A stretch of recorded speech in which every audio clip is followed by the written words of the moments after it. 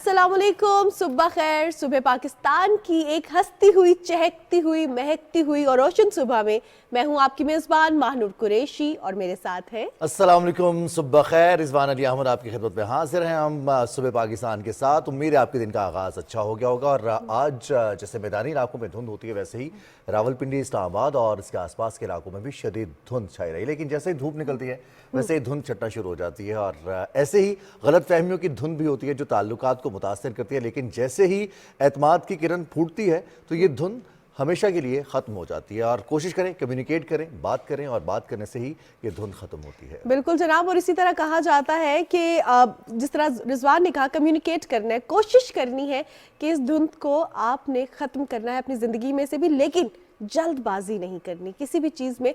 ख़ास तौर पे ड्राइव करते हुए भी सुबह भी अगर आपको पता है, आपने चेक किया है, फोग है, स्मोक है, तो थोड़ा सा वक्त निकाल के आपने निकलना है कि ये ना हो आप जल्दी करें और जल्दी में किसी भी हादसे का शिकार हो जाएं। तो आपने सुकून से, इत्मीनान से, थोड़े से मार्जिन के साथ निकलना है ताकि आपकी अपनी ज़िंदगी और औरों की ज़िंदगी खतरे में ना डल सके। ऐसा ही सिचुएशन थी सुबह जब भी हम स्टूडियो में आ रहे थे, और अब काफ़ी बेहतर है, सूरज निकल गया। इस्लामाबाद, रावलपिंडी में हम देखते हैं मानूर, बहुत कम ऐसे मौके होते हैं और लोग बहुत ज़्यादा इससे मुतासिर भी होते हैं और खुश भी होते हैं कि रावलपिंडी, इस्लामाबाद में भी वैसे तो सर्दी है, लेकिन जो नज़र आने वाली सर्दी है वो धुंध से ही आती है, कि बारिश हो या फिर धुंध हो। और इसकी वजह से नमी में भी इजाफा होता है और फिसलन होती है सड़कों पर। ड्राइव करते हुए आपको एहतियात का मुजाहरा करना होता है। अपना भी ख्याल रखें, दूसरों का भी ख्याल रखें, क्योंकि अगर आप ख्याल रखेंगे तो ही आपका ख्याल रखा जाएगा। अदरवाइज फिर मामला, जैसे मानूर ने कहा था ना, कि अगर आप जल्दबाजी करेंगे थोड़ा सा टाइम बचाने के लिए, खुदा ना खास्ता अगर कोई हादसा हो जाता तो फिर आपका वक्त ज़्यादा सर्फ हो जाएगा और एनर्जी सारी की सारी वहीं पर मुंतकिल हो जाएंगी।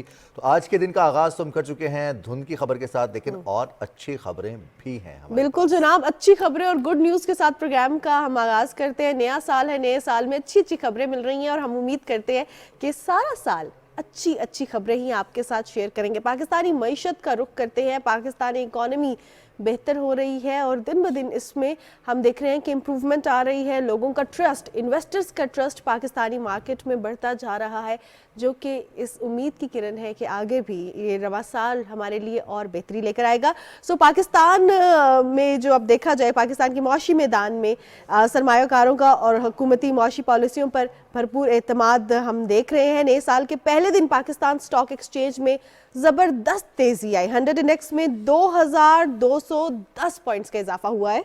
मार्केट 64,661 पर गुज़िश्ता रोज़ बंद हुई और आज के हवाले से भी माशी माहिरीन का यही कहना है कि ये ट्रेंड अगर शुरू हुआ है और इसमें मस्बत पॉलिसीज़ हैं, आने वाले दिनों में स्टॉक एक्सचेंज मज़ीद बेहतर होगी। माशी पॉलिसीज़, इसके साथ साथ जो ज़ख़ीरा अंदोज़ों के ख़िलाफ़ कार्रवाइयाँ की जा रही हैं, पाकिस्तान में गैर कानूनी तौर पर बसने वाले लोगों को उनके वतन वापस भेजा जा रहा है ताकि पाकिस्तान की मुआशी सरगर्मियाँ मुतासर ना हो। इसके साथ साथ सियासी इस्तेहकाम भी वाबस्ता है हमारे मुआशी इस्तेहकाम से। इसी पर बात करेंगे। हमारे साथ मौजूद है माहिर मईशत जनाब मिर्ज़ा इख्तियार बेग साहब। मिर्ज़ा साहब अस्सलाम वालेकुम सर। वालेकुम सलाम। सब बहुत शुक्रिया आपने वक्त दिया। और कल तो बड़ा ज़बरदस्त स्टॉक एक्सचेंज फ्रंट फुट पर रहे इन्वेस्टर्स। साल का आगाज़, हफ्ते का आगाज़, दिन का आगाज़ बहुत शानदार रहा। जी, आपने बिल्कुल सही कहा। एक्चुअली पहले दिन का आगाज बड़ा मैटर करता है कि नया साल किस तरह से शुरू हो रहे हैं, और ये बात लोगों के जहनों में थी कि अब स्टॉक नीचे जाने लगा है तो मजीद कितना नीचे जाएगा, क्रैश होगा, इस तरह की बातें थी। लेकिन आपने ये देखा कि स्टॉक में सरमायाकार दोबारा आए हैं और उन्होंने जो 66,000 की हद से स्टॉक 59,000 आ गया था, वो दोबारा ऊपर आके 64,661 पे बंद हुआ है। तो ये सरमायाकारों का एतमाद उन पॉलिसीज पे है जो मौजूदा हुकूमत लेके चल रही हैं, और उसके साथ साथ जो खबरें आती हैं वो आपके कॉन्फिडेंस को ट्रिगर करती हैं कि जेब में हाथ डालो और मजीद इन्वेस्टमेंट करो। खबरें तमाम अच्छी हैं, माशी इंडिकेटर्स भी बेहतर हुए हैं, लेकिन उसके साथ साथ कुवैत ने कल कहा है कि वो गाजी ब्रोता का शेयर खरीदने को तैयार है, और ये शेयर आप बेच के ये पैसे खर्च नहीं करेंगे, बल्कि जो दूसरे डैम हमारे बन रहे हैं उसके लिए फंड्स दरकार हैं, उसमें इन पैसों से नया डैम बनेगा। तो ये एक बड़ी अच्छी हिकमत अमली है कि आपने अपने उन असासों को जो तैयार हैं, जो ऑलरेडी बिजली बना रहे हैं, उसके अगर कोई शेयर लेता है और उन पैसों से आप नए डैम में जो इन्वेस्टमेंट करें ताकि नई बिजली पैदावार के मौके पैदा हो। उसके अलावा जो मुस्बत साइन थे वो उससे पहले सऊदी अरब ने आरामको उसकी जो ऑयल की दुनिया की दूसरी बड़ी कंपनी है, उसने पाकिस्तान में ऑयल रिफाइनरी डालने के लिए 10 से 12 बिलियन बात की थी ग्वादर में, और अब एग्रीमेंट भी उसका साइन हो चुका है, क्योंकि सऊदी और पाकिस्तान का सरमायाकारी मुआहदा जो है वो 14 साल के बाद सऊदी अरब ने किसी मुल्क के साथ ये मुआहदा किया था, जो हमारे साथ सरमायाकारी मुआहदा हुआ है। और सरमायाकारी मुआहदे के बाद अब जीसीसी कंट्रीज जो हैं वो फ्री ट्रेड एग्रीमेंट, आजाद तिजारती मुआहदा जो है वो अब हम उसकी तरफ जा रहे हैं, क्योंकि उसकी शर्त ही यही थी कि पहले सरमायादारी का मुआहदा होना जरूरी है। उसमें वो तमाम क्लॉजेज होती हैं जिसमें सरमायाकार का इन्वेस्टमेंट महफूज कैसे बनाया जा सकता है, और अगर कोई डिस्प्यूट हो तो उसको किस तरह से हल किया जा सकता है। ये इतनी बड़ी बात थी जो हमने अब तक नहीं हल कर रही थी, अब हल हुई है।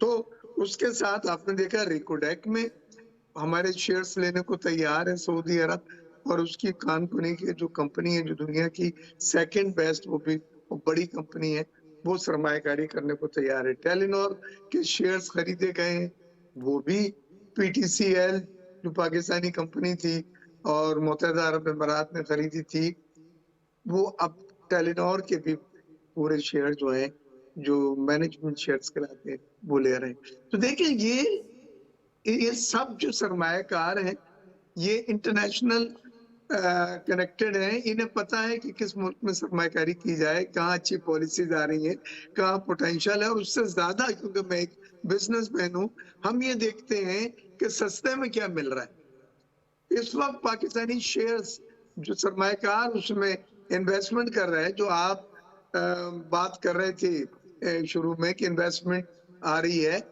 वो बिल्कुल रॉक बॉटम प्राइसेस पे पहुंच गए थे। यानी उनकी जो असल कीमत है उससे वो कुछ तो आधी कीमत के ऊपर नीचे गिर के आ गए थे। अब अगर सरमायाकार उसमें इन्वेस्टमेंट करता है तो उसको एक अच्छी चीज जो डिविडेंड भी दे रही है, जो अच्छी कारकर्दगी कंपनी कर रही है, वो सस्ते दाम में मिलती है, तो उसमें बेहतरी ये होती है कि जब वो ऊपर जाने के बहुत ज्यादा चांसेस होते हैं, ये इन्वेस्टमेंट का पॉइंट ऑफ व्यू है। सही। मिर्जा इख्तियार बेग साहब, जिस तरह आपने बताया कि अब हम देख रहे हैं कि निगरान हुकूमत की अच्छी मौशी पॉलिसीज, हमारी अस्करी क़यादत की अच्छी पॉलिसीज की बदौलत इन्वेस्टर्स का रुझान तो बढ़ा है, फॉरेन इन्वेस्टर्स पाकिस्तान में आ रहे हैं, लेकिन अब फरवरी करीब ही है और आइंदा इंतखाबात में जो इलेक्टेड गवर्नमेंट होगी उनको कैसी पॉलिसीज बनानी चाहिए ताकि हम इस चीज़ को सस्टेन कर सकें, ये ट्रस्ट बहाल रहे और ये इसी तरह इन्वेस्टमेंट आती रहे। देखिए हमारे बिजनेस कम्युनिटी अभी election, federation of Pakistan chamber of commerce के संडे को इलेक्शन सैटरडे को इलेक्शन होके जीत के पूरे पाकिस्तान की जो अपेक्स बॉडी है पीसीसीआई, उस जिसमें तमाम पाकिस्तान के चैम्बर्स और तमाम पाकिस्तान की एसोसिएशंस हैं, 440 मेंबर, उनका इंतखाब हुआ और यूबीजी जो हमारा ग्रुप है वो जीत के आया है। उनकी एक बड़ी तशवीश है, और वो तशवीश ये है कि अब अल्लाह अल्लाह करके सरमायाकार पाकिस्तान आ रहे हैं, और स्पेशल इन्वेस्टमेंट फैसिलिटेशन काउंसिल जो बनाई गई है, खुसूसी सरमायाकारी सहूलत काउंसिल जिसको आप कहते हैं, वो बड़ा फाल किरदार अदा कर रही है सिविल मिलिट्री क़यादत का ज्वाइंट इश्तराक से। यानी ये पहले भी हम इसको देख चुके हैं, जब एफएटीएफ को ग्रे लिस्ट से निकाला था तो यही मॉडल इस्तेमाल किया गया, तो उसको रेप्लिका बड़े स्केल पे किया गया है और उसको कानूनी तहफ़्फ़ुज़ दिया गया है। और जनरल आसिम मुनीर सिर्फ और सिर्फ इस वक्त जो है मुल्क की माशत को, इकोनॉमी को बेहतर बनाने के लिए लगे हैं और इन्वेस्टमेंट लाने की कोशिश कर रहे हैं, और बड़ी कामयाब उनकी कोशिशें हो रही हैं। इन्वेस्टमेंट आ रहा है, अब ये देखना है कि हम उन सरमायाकारों को रिटेन करते हैं, हम अपने मुल्क में उनको कंसिस्टेंट पॉलिसी दे के, यानी पॉलिसी का तसलसल दे के उनको मजीद सरमायाकारी उनसे हासिल करते हैं, या वो ये जो अगर पॉलिसियों का तसलसल ना हुआ, या नई हुकूमत ने यू टर्न करा, या नई हुकूमत ने प्रोफेशनली वो तमाम चीजें, वो वादे जो किए गए हैं उससे इनहाफ किया, तो ये हमारे लिए बहुत बड़ा सेटबैक होगा। तो आपके चैनल से सबसे ये पहले तो मेरा हम देख मैसेज रहे हैं तो कि ज्यादातर नई सियासी जमातों का एतमाद और जो इस वक्त उनके मैनिफेस्टो हैं उनमें ज्यादातर यही चीज शामिल है कि सबसे पहले पाकिस्तान की मुआशी सूरत हाल, और हम जो ताजर हजरात हैं वो भी ये बात करते हैं, हम भी ये बात करते रहे हैं कि पाकिस्तान में जैसे चार्टर ऑफ डेमोक्रेसी हुआ जैसे चार्टर ऑफ इकोनॉमी भी होना चाहिए। अब थोड़ी सी बात कर लेते हैं हम फॉरेन डायरेक्ट इन्वेस्टमेंट की भी, और खासतौर पर private sector to private sector Pakistan में इन्वेस्टमेंट के लिए फैसिलिटेशन सेंटर्स बनाए जा रहे हैं। पहले इससे कबल SIFC बनाया गया, और कल लाहौर में जो पंजाब बिजनेस सहूलत मरकज़ का क़याम हुआ, वज़ीर आज़म ने उससे खिताब भी किया, और साथ ये भी उनका कहना था कि हम पाकिस्तान भर में ऐसे फैसिलिटेशन सेंटर्स खोलना चाहते हैं ताकि जो तिजारत है, इन्वेस्टमेंट है, उसके लिए आसानियाँ पैदा हो सकें। कितना इंपॉर्टेंट स्टेप होगा ये वाला? ये बहुत ही कामयाब इनिशिएटिव है, और लाहौर में वजीर आजम साहब ने बिजनेसमैनों से जो कल मिले हैं उसका एतमाद को बहुत बूस्ट मिला है, उनके कॉन्फिडेंस को बूस्ट मिला है, और ये पूरे मुल्क में कराची समेत बशमूल ये फैसिलिटेशन सेंटर होंगे, क्योंकि सरमायाकार को लाना सिर्फ एंड ऑफ द गेम नहीं है। आपने ये देखना है कि वो जब बिजनेस कर रहा है तो उसको वो सहूलतें मिलें जो इंटरनेशनली दूसरे ममालिक अपने सरमायाकारों को दे रहे हैं। तो वो फैसिलिटेशन सेंटर्स जो हैं उसमें बड़े फाल हैं, और वज़ीर आज़म साहब ने कल ये ऐलान किया है कि इसकी हम एक्सटेंशन करेंगे मुल्क के दूसरे जो सूबे हैं उसमें और दूसरे शहरों में। तो मैं ये समझता हूँ ये वो सब पॉकेट्स हैं जो ग्रे एरियाज थे हमारे, जहाँ पे मार खा रहे थे, और अब जब सरमायाकारी लाने के लिए स्पेशल इन्वेस्टमेंट फैसिलिटेशन काउंसिल काम कर रही है, तो उसके साथ आगे की ये सब चीजें फैसिलिटेशन सेंटर्स वगैरह बहुत फाल काम करेंगे और बहुत जरूरी है सरमायाकार का एतमाद को बहाल रखने के लिए। सही। मिर्ज़ा इख्तियार बेग साहब, अगर हम बात करें कुछ इदारों के हवाले से जो हमने देखा कि कुछ डाउनफॉल का शिकार हो रहे हैं और उन पर फोकस करने की बहुत ज़्यादा ज़रूरत है, और अब मेन फोकस जो है वो तमाम पॉलिटिकल पार्टीज़ का इलेक्शंस की जानिब है, इसके बाद कितनी जिम्मेदारी आयद होती है ना सिर्फ उन इदारों को खसारे से निकालने के लिए बल्कि साथ में बजट के लिए भी कि आवाम जो है उस बजट से सेटिस्फाई हो जाए। इसके अलावा मोस्ट इम्पॉर्टेंट थिंग IMF के साथ जो हमारी डिस्कशन होगी उसकी तैयारी के लिए अब जो हमारी हुकूमत आएगी, इलेक्टेड हुकूमत होगी, उस पर क्या क्या जिम्मेदारियां आप देख रहे हैं मौशी लिहाज से पाकिस्तान को बेहतर बनाने के लिए? देखिए, IMF जो है ये वॉच डॉग है। IMF का ये प्रोग्राम जो है वो भी पूरा होगा इंशाल्लाह, क्योंकि उसका दूसरा जायजा कामयाब हो चुका है, और अब बोर्ड की उनकी मीटिंग है जनवरी में, और उसमें $700 मिलियन की दूसरी किस्त जो निगरान हुकूमत को उन्होंने वादा किया था वो इंशाल्लाह रिलीज हो जाएगी, जिसके साथ डोनर्स की जो वर्ल्ड बैंक है, एशियन डेवलपमेंट बैंक है और दूसरे मालियाती इदारे, उनके भी फंड्स जो हैं आना शुरू हो जाएंगे। लेकिन IMF से आपकी जान नहीं छूटनी, और मैं चाहता हूं भी हूं कि नहीं छूटे, ताकि जब तक रिफॉर्म्स हो के वो तमाम चीजें जो IMF आपके इकोनॉमी के खराब होने की वजूहत बता रही है सही नहीं हो जाती। मिसाल के तौर पे ये 4 इदारे हैं, IMF का सबसे बड़ा कंसर्न ही इन 4 इदारों का है कि इनको खसारे में चलने वाले हुकूमती इदारों को या निजकारी की जाए या रिस्ट्रक्चर किया जाए। इसमें रेलवे है, स्टील मिल है, डिस्कोज हैं, बापरा वाला और PIA है। अल्लाह का शुक्र है फवाद साहब बड़ा प्रोफेशनली PIA को तो रिस्ट्रक्चर करके और उसकी निजकारी के लिए बातचीत कर रहे हैं, और उसके लिए फाइनेंशियल एडवाइजर ऑलरेडी अपॉइंट हो चुका है। तो ये एक चीज है, PIA की ब्लीडिंग बहुत ज्यादा बढ़ गई थी, और ये तमाम 4-5 इदारे सालाना 500 अरब रुपए नुकसान कर रहे थे, यानी जो थोड़ी बहुत कमाई होती थी वो 500 अरब रुपए यहाँ से नुकसान की शक्ल में धुल जाती थी। लिहाजा आने वाली हुकूमत के लिए 2-3 चीजें बहुत जरूरी हैं जो क्विकली रेकमेंड कर देता हूँ।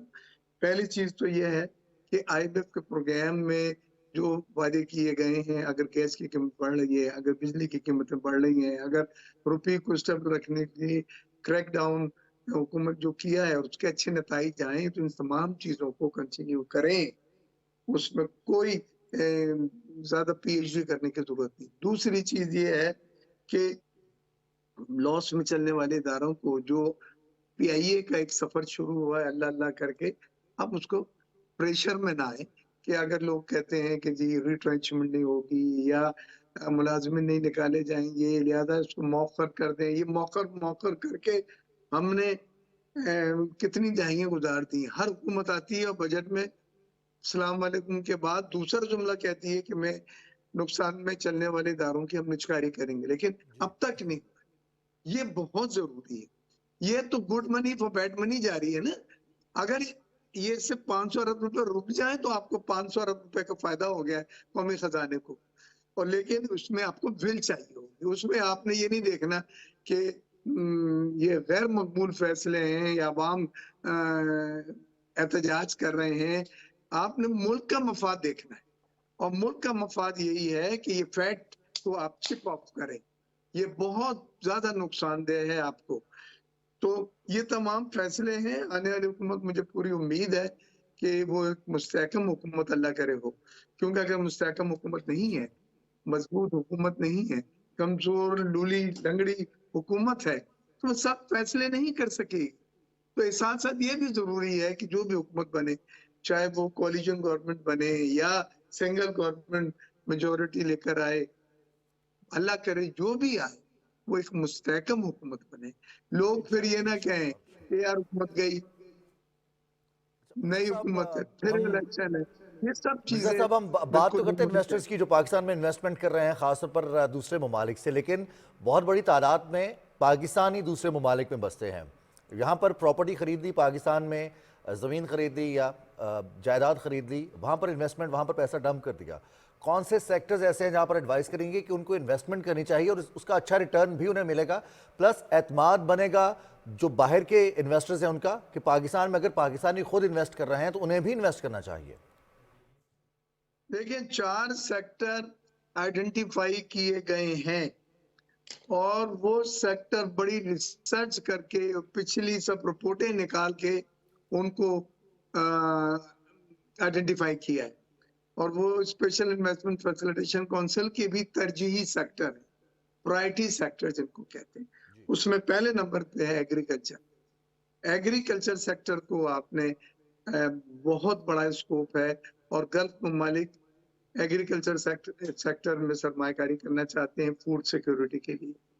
जरा ये जनास होगा कि वो चाहते हैं कि अपने मुल्क को इंपोर्ट करें वो अपने मुल्क के लिए, और उसके लिए ऑलरेडी लाखों मिलियन एकड़ जमीन जो है, जो काश्तकार काबिल बनाई जा रही है बलूचिस्तान में और दूसरे प्रोविंसेस में, जो उनको लॉन्ग लीज पे दे सकेंगे। उससे नई मुलाजमतों के मौके भी पैदा होंगे और इन्वेस्टमेंट भी आएगा, और फिर ये ज़रिए अजनास जब एक्सपोर्ट होंगी तो डॉलर और फॉरेन एक्सचेंज अर्निंग होगी। तो ये बेस्ट मॉडल है, और पाकिस्तान की स्ट्रेंथ भी ज़राई सनती पाकिस्तान है जो कायद ने ख्वाब देखा था। दूसरे माइंस एंड मिनरल है।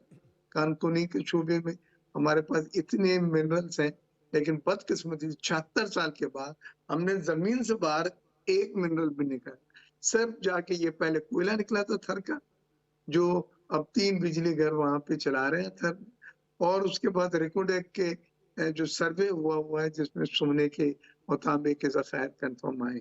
मिर्जा साहब, तीसरी आपने चीज जो है एग्रीकल्चर के हवाले से बात की, इन्वेस्टमेंट के हवाले से भी बात कर रहे हैं, लेकिन मुल्क की मईशत को बेहतर करने के लिए खास तौर पे एग्रीकल्चर सेक्टर या जो रियल स्टेट सेक्टर है, इसमें टैक्सेशन कितनी ज़रूरी है, इसको एक proper way through proper channel maintain करना, क्योंकि बहुत सी जगहों पे, बहुत से सेक्टर्स में जहाँ पे इनकम तो बहुत हो रही है, टैक्सेशन नहीं है, निज़ाम नहीं है चेक एंड बैलेंस का। आपने बहुत अच्छा सवाल किया है। देखिए, हमारे टैक्स निज़ाम में रिफॉर्म चाहिए, और उसकी वजह यह है कि जो एग्रीकल्चर सेक्टर है हमारी मुल्क इकोनॉमी में 20% है और ये टैक्स देता 2%। मैन्युफैक्चरिंग सेक्टर भी हमारे मुल्क की इकोनॉमी में 20% है, उससे टैक्स लिया जाता है 65%। तो मैन्युफैक्चरिंग सेक्टर या सनत का शोबा और बर्डन है, और बर्डन से मुकाबलती सख्त मुतासिर हो रही है आपकी। सनत का जो टैक्स देता है उस पर ही मजीद टैक्स लगाए जा रहे हैं। और भाई आप नए सेक्टर्स को आइडेंटिफाई करा हुआ है, आपने एग्रीकल्चर सेक्टर को छोड़ा हुआ है, इसको करें। डॉक्यूमेंटेशन ऑफ इकोनॉमी हो, ग्रे इकोनॉमी आपकी जिसको हम कहते हैं अनडॉक्यूमेंटेड इकोनॉमी, जितनी डॉक्यूमेंटेड इकोनॉमी है इतनी ही हमारी ग्रे इकोनॉमी है, लेकिन उसको आप टैक्स नेट में नहीं लाए। आपका टैक्स टू जीडीपी रेशो 8-9% है। हमारे खत्ते में जो रीजनल ममालिक हैं उनका 15 से 16% है। अब हर बार वादा करते हैं 2% जाएंगे, तो अभी बड़ी खुशी की बात है कि एफबीआर ने पहले 6 माह का टारगेट सरप्लस किया है। इन हालात में भी तो ये बिजनेसमैनों को हेड्स ऑफ टू देम कि इन हालात में भी उन्होंने अपनी टैक्सों की अदायगी दी। हालांकि कुछ सेक्टर और बर्डन है, लेकिन फिर भी जो 6 महीने का टैक्स की वसूली का हदफ है वो सरपास हुआ है। तो ये अच्छी बातें हैं, इनको हमें एक्नॉलेज भी करना चाहिए, सराहना भी चाहिए, लेकिन सिर्फ सराहने से और एक्नॉलेज करने से काम नहीं होगा। इसमें रिफॉर्म्स भी लानी है। इसमें मजीद वो सेक्टर जो लाडले बने हुए हैं और जो कोई अदायगी टैक्स की नहीं करते, उन को आपको लाना होगा, विलिंगली या अनविलिंगली। इसमें आपको रिट दिखानी पड़ेगी। होता यह है कि जब टैक्स लगाते हैं शटर डाउन हो जाता है और 20 एमएनए जो है वो चेयरमैन एफबीआर के पास पहुंच जाते हैं और एफबीआर फिर उसको मौखर कर देता है, क्योंकि वजीर आजम कहते हैं मैं नहीं अफोर्ड कर सकता, सियालकोट के एमएनए सब नाराज है। तो ये चीजें जब पॉलिसीज होती हैं उसमें नहीं होनी चाहिए। पॉलिसी सिर्फ और सिर्फ मुल्क के मफाद में देख के बनाई जाए, और पॉलिसीज का अगर हदफ ये है कि रिफॉर्म्स और बेहतर कारकर्दगी, तो फिर आपको ये नहीं देखना वोट बैंक मुतासिर हो रहा है नहीं हो रहा है। आप जिस कुर्सी पे बैठे हैं वो वोट बैंक को बचाने के लिए नहीं बैठे हैं, उस कुर्सी में बैठे हैं कि मुल्क की माशत को आप बचाने और बेहतरी लाने और बहाल करने के लिए बैठे। ये छोटी नजरियात से निकलना होगा और हमें बड़े ऑब्जेक्टिव। बहुत शुक्रिया मिर्जा इख्तियार बेग साहब, आप बात कर रहे थे पाकिस्तान की मुआशी सूरत हाल पर भी और इन्वेस्टमेंट की अपॉर्चुनिटी, साथ साथ जो इस वक्त स्टॉक एक्सचेंज की सूरत हाल है उस हवाले से भी आपका बहुत शुक्रिया। गहरी नजर रखते हैं। और जो डॉक्यूमेंटेशन की आपने बात की है, डॉक्यूमेंटेशन के लिए सबको अपनी जिम्मेदारी अदा करना होगी। हमें भी मालूम है कि अगर हम इस मुल्क में कारोबार हैं, हम काम कर रहे हैं और हम कुछ कमा रहे हैं, तो एक फ़र्ज़ हमारा बनता है कि हम टैक्स अदा करें, और ताकि वो टैक्स हमारी ही बेहतरी के लिए, जिन सड़कों पर हम सफ़र करते हैं, जो सहूलियात हम हासिल करते हैं, उनको मेंटेन करने के लिए हुकूमत के जो अखराजात हैं वो हुकूमत की और तो कोई कमाई नहीं होती, हुकूमत की कमाई टैक्सेस से ही होती है। तो बहुत शुक्रिया मिर्जा साहब, आप बात कर रहे थे। और खास तौर पे जब भी हम किसी भी जगह पे ये बात कह देते हैं कि यहाँ पे सिस्टम खराब है, तो आपने ये देखना है कि इस सिस्टम के पीछे आपका कितना हाथ है। ये जो आप टैक्स नहीं देते हैं वो कितनी बड़ी रीज़न है। टैक्स आपकी बेहतरी होती है, इससे आपके लिए इंफ्रास्ट्रक्चर बिल्ड किया जाता है, इससे आपके लिए ज़िंदगी आसान बनाई जाती है, आपके लिए ही सहूलियात पैदा की जा सकती है। और हम ही सिस्टम है, बिल्कुल हम ही खुद सिस्टम है और हम ही सिस्टम का हिस्सा है और हम ही इसको रेगुलेट भी करेंगे। और अब आगे बढ़ते हैं और बात करते हैं उस चीज़ के हवाले से जिससे हमने प्रोग्राम का आगाज़ किया, धुंध, मौसम की सूरत हाल। आजकल जब भी हमने मोटरवे पर भी सफ़र करना होता है तो हम देखते हैं कि मोटरवे खुला है या बंद है, धुंध की क्या सिचुएशन है, स्मोग है, फोग है, एनवायरनमेंट को किस तरह अफेक्ट कर रही है। और डेली रूटीन में भी अगर हम देखें तो महकमा मौसमियात के मुताबिक मुल्क के बेशतर इलाकों में मौसम सर्द और खुश्क, जबकि शुमाली इलाकों और शुमाली बलोचिस्तान में शदीद सर्द रहेगा। पंजाब के बेशतर मैदानी इलाकों में शदीद धुंध छाई रहेगी, जबकि खैबर पख्तूनख्वा के मैदानी इलाके और बालाई सिंध में सुबह और रात के औकात में धुंध रहेगी। पंजाब के मैदानी इलाके बारिशें ना होने की वजह से शदीद धुंध का शिकार हैं, नमी का तनासुब भी मुतासिर हो रहा है। दूसरी जानिब स्मॉग की सूरत हाल ख़तरनाक होती जा रही है। लाहौर में आर्टिफिशियल रेन का इंतज़ाम किया गया, लेकिन इसके बावजूद बहुत सारी पाबंदियां भी आयद की गई और सर्दी की शिद्दत की वजह से भी स्मॉग में जो पार्टिकल्स हैं, डस्ट पार्टिकल्स हैं, वो मौजूद रहते हैं। फॉग के साथ मिलकर वो स्मॉग बना रहे हैं। स्कूल्स में छुट्टियां एक्सटेंड कर दी गई हैं पंजाब में, जबकि इस्लामाबाद, लाहौर के अलावा अगर हम बात करें तो वर्क फ्रॉम होम के लिए लाहौर हाई कोर्ट के ऑर्डर्स भी मौजूद हैं कि आप वर्क फ्रॉम होम पर तवज्जो दें और ज़्यादा से ज़्यादा जो इक़दाम किए गए हैं उन पर सख्ती की जाए। मोटरसाइकिल्स का इस्तेमाल हो, गाड़ियों का इस्तेमाल हो, जो धुआं छोड़ने वाली चिमनियाँ हैं जहाँ से इंडस्ट्री का धुआं बाहर आता है वो ان کی وجہ سے ماحول متاثر ہو رہا ہے، اور ہم دیکھتے ہیں بڑی تعداد میں لوگ متاثر ہو رہے ہیں. بہت ساری بیماریاں ہیں جو اب پینیٹریٹ کر رہی ہیں اور متاثر کر رہی ہیں نہ صرف بچوں کو، بوڑھوں کو، بلکہ اب تو جوانوں کو بھی متاثر کر رہی ہیں. لہٰذا صحت کا خیال رکھنا بھی اتنا ہی ضروری ہے. اس کے لیے ماحول صاف ہونا بہت ضروری ہے، اور ماحول موسم سے ہم کہتے ہیں بارش ہوگی تو ٹھیک ہو جائے گا، لیکن ہمارا بھی حصہ ہے کیونکہ ہم سسٹم کا حصہ ہیں. ہمارا جو اس میں حصہ ہوتا ہے وہ ہم اس کو اگنور کر دیتے ہیں کہ میرے موٹر سائیکل سے یا میری گاڑی سے کتنا دھواں نکلتا ہوگا. لہٰذا ہم اس چیز کو اگنور کرتے ہیں اور پھر ہمارا حصہ شامل ہو جاتا ہے، اور مل ملا کے کل تعداد میں جب حصہ بنتا ہے تو پھر وہ یہ ہوتا ہے کہ ہم آلودہ ترین شہروں میں دوسرے نمبر پر آ رہے ہوتے ہیں. بالکل جناب، اور اس میں ہمارے پہ بھی ذمہ داری عائد ہوتی ہے کہ ہم نے درخت لگانے ہیں، شجرکاری کرنی ہے. پلانٹیشن جتنی ہم کریں گے اتنا ہمارا ماحول صاف ستھرا ہوگا. اور جس طرح رضوان نے کہا کہ اپنی گاڑی اس پہ فوکس رکھنا بہت ضروری ہے کہ وہ کہیں دھواں تو نہیں چھوڑ رہی، کیونکہ ہم نے دیکھا کہ پنجاب میں سمارٹ لاک ڈاؤن بھی لگایا گیا. سٹل ایک دو دن کے لیے ایئر کوالٹی انڈیکس مینج ہو جاتا ہے آرٹیفیشل رین کے تھرو، جو کہ ایک بہت مہنگا طریقہ کار ہے.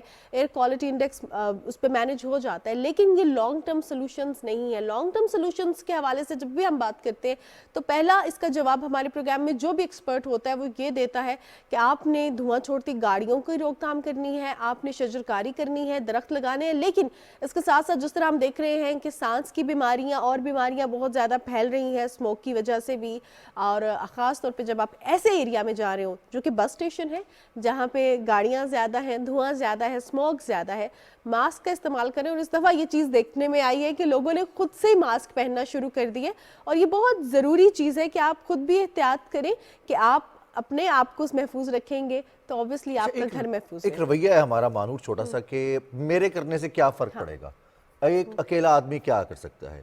اب یقین کیجیے اکیلا آدمی وہ سب کچھ کر سکتا ہے جو ہم ایکسپیکٹ کر رہے تھے کہ کوئی دوسرا ہمارے لیے کرتے ہیں. وہی اگر آپ کسی دوسرے سے ایکسپیکٹ کر رہے ہیں کہ وہ آپ کے لیے کرے، اگر آپ کر لیں گے تو وہ زیادہ بہتر طریقے سے کر سکیں گے اور اس کے رزلٹس بھی زیادہ اچھے ہوں گے. اور یہی بات ہے کہ جو کسان کرتا ہے وہ صرف بیج بوتا ہے اور پھر انتظار کرتا ہے، محنت کرتا ہے، لیکن اس کو پھل کے لیے اس کا اعتماد ہوتا ہے اللہ تعالیٰ پر کہ وہ اللہ تعالیٰ عطا کرے گا. ایسے ہی اگر ہم شجرکاری کریں گے، اپنے ماحول کو بہتر بنانے کے لیے آج پہلا قدم اٹھائیں گے تو اس کے رزلٹس آج ہمیں کل نہیں ملیں گے، ہمیں کچھ عرصے کے بعد ملیں گے. ہو سکتا ہے اگلے سال اس اسموک کو ہم کنٹرول کرنے میں کامیاب ہو جائیں. بالکل، اور ضروری ہے کہ اگر آپ شجرکاری کر بھی رہے ہیں، بیج بو بھی رہے ہیں، تو آپ نے اس کو بھول نہیں جانا، اس پہ پانی بھی دینا ہے، دیکھنا بھی ہے کہ اس کی کیسی نگہداشت ہو رہی ہے. اور اس چیز کے حوالے سے بھی ہم بات کریں گے، ایکسپرٹ سے بھی جانیں گے ان کی رائے کیا ہے، لیکن ایک بریک کے بعد واپس آئیں گے صبح پاکستان میں.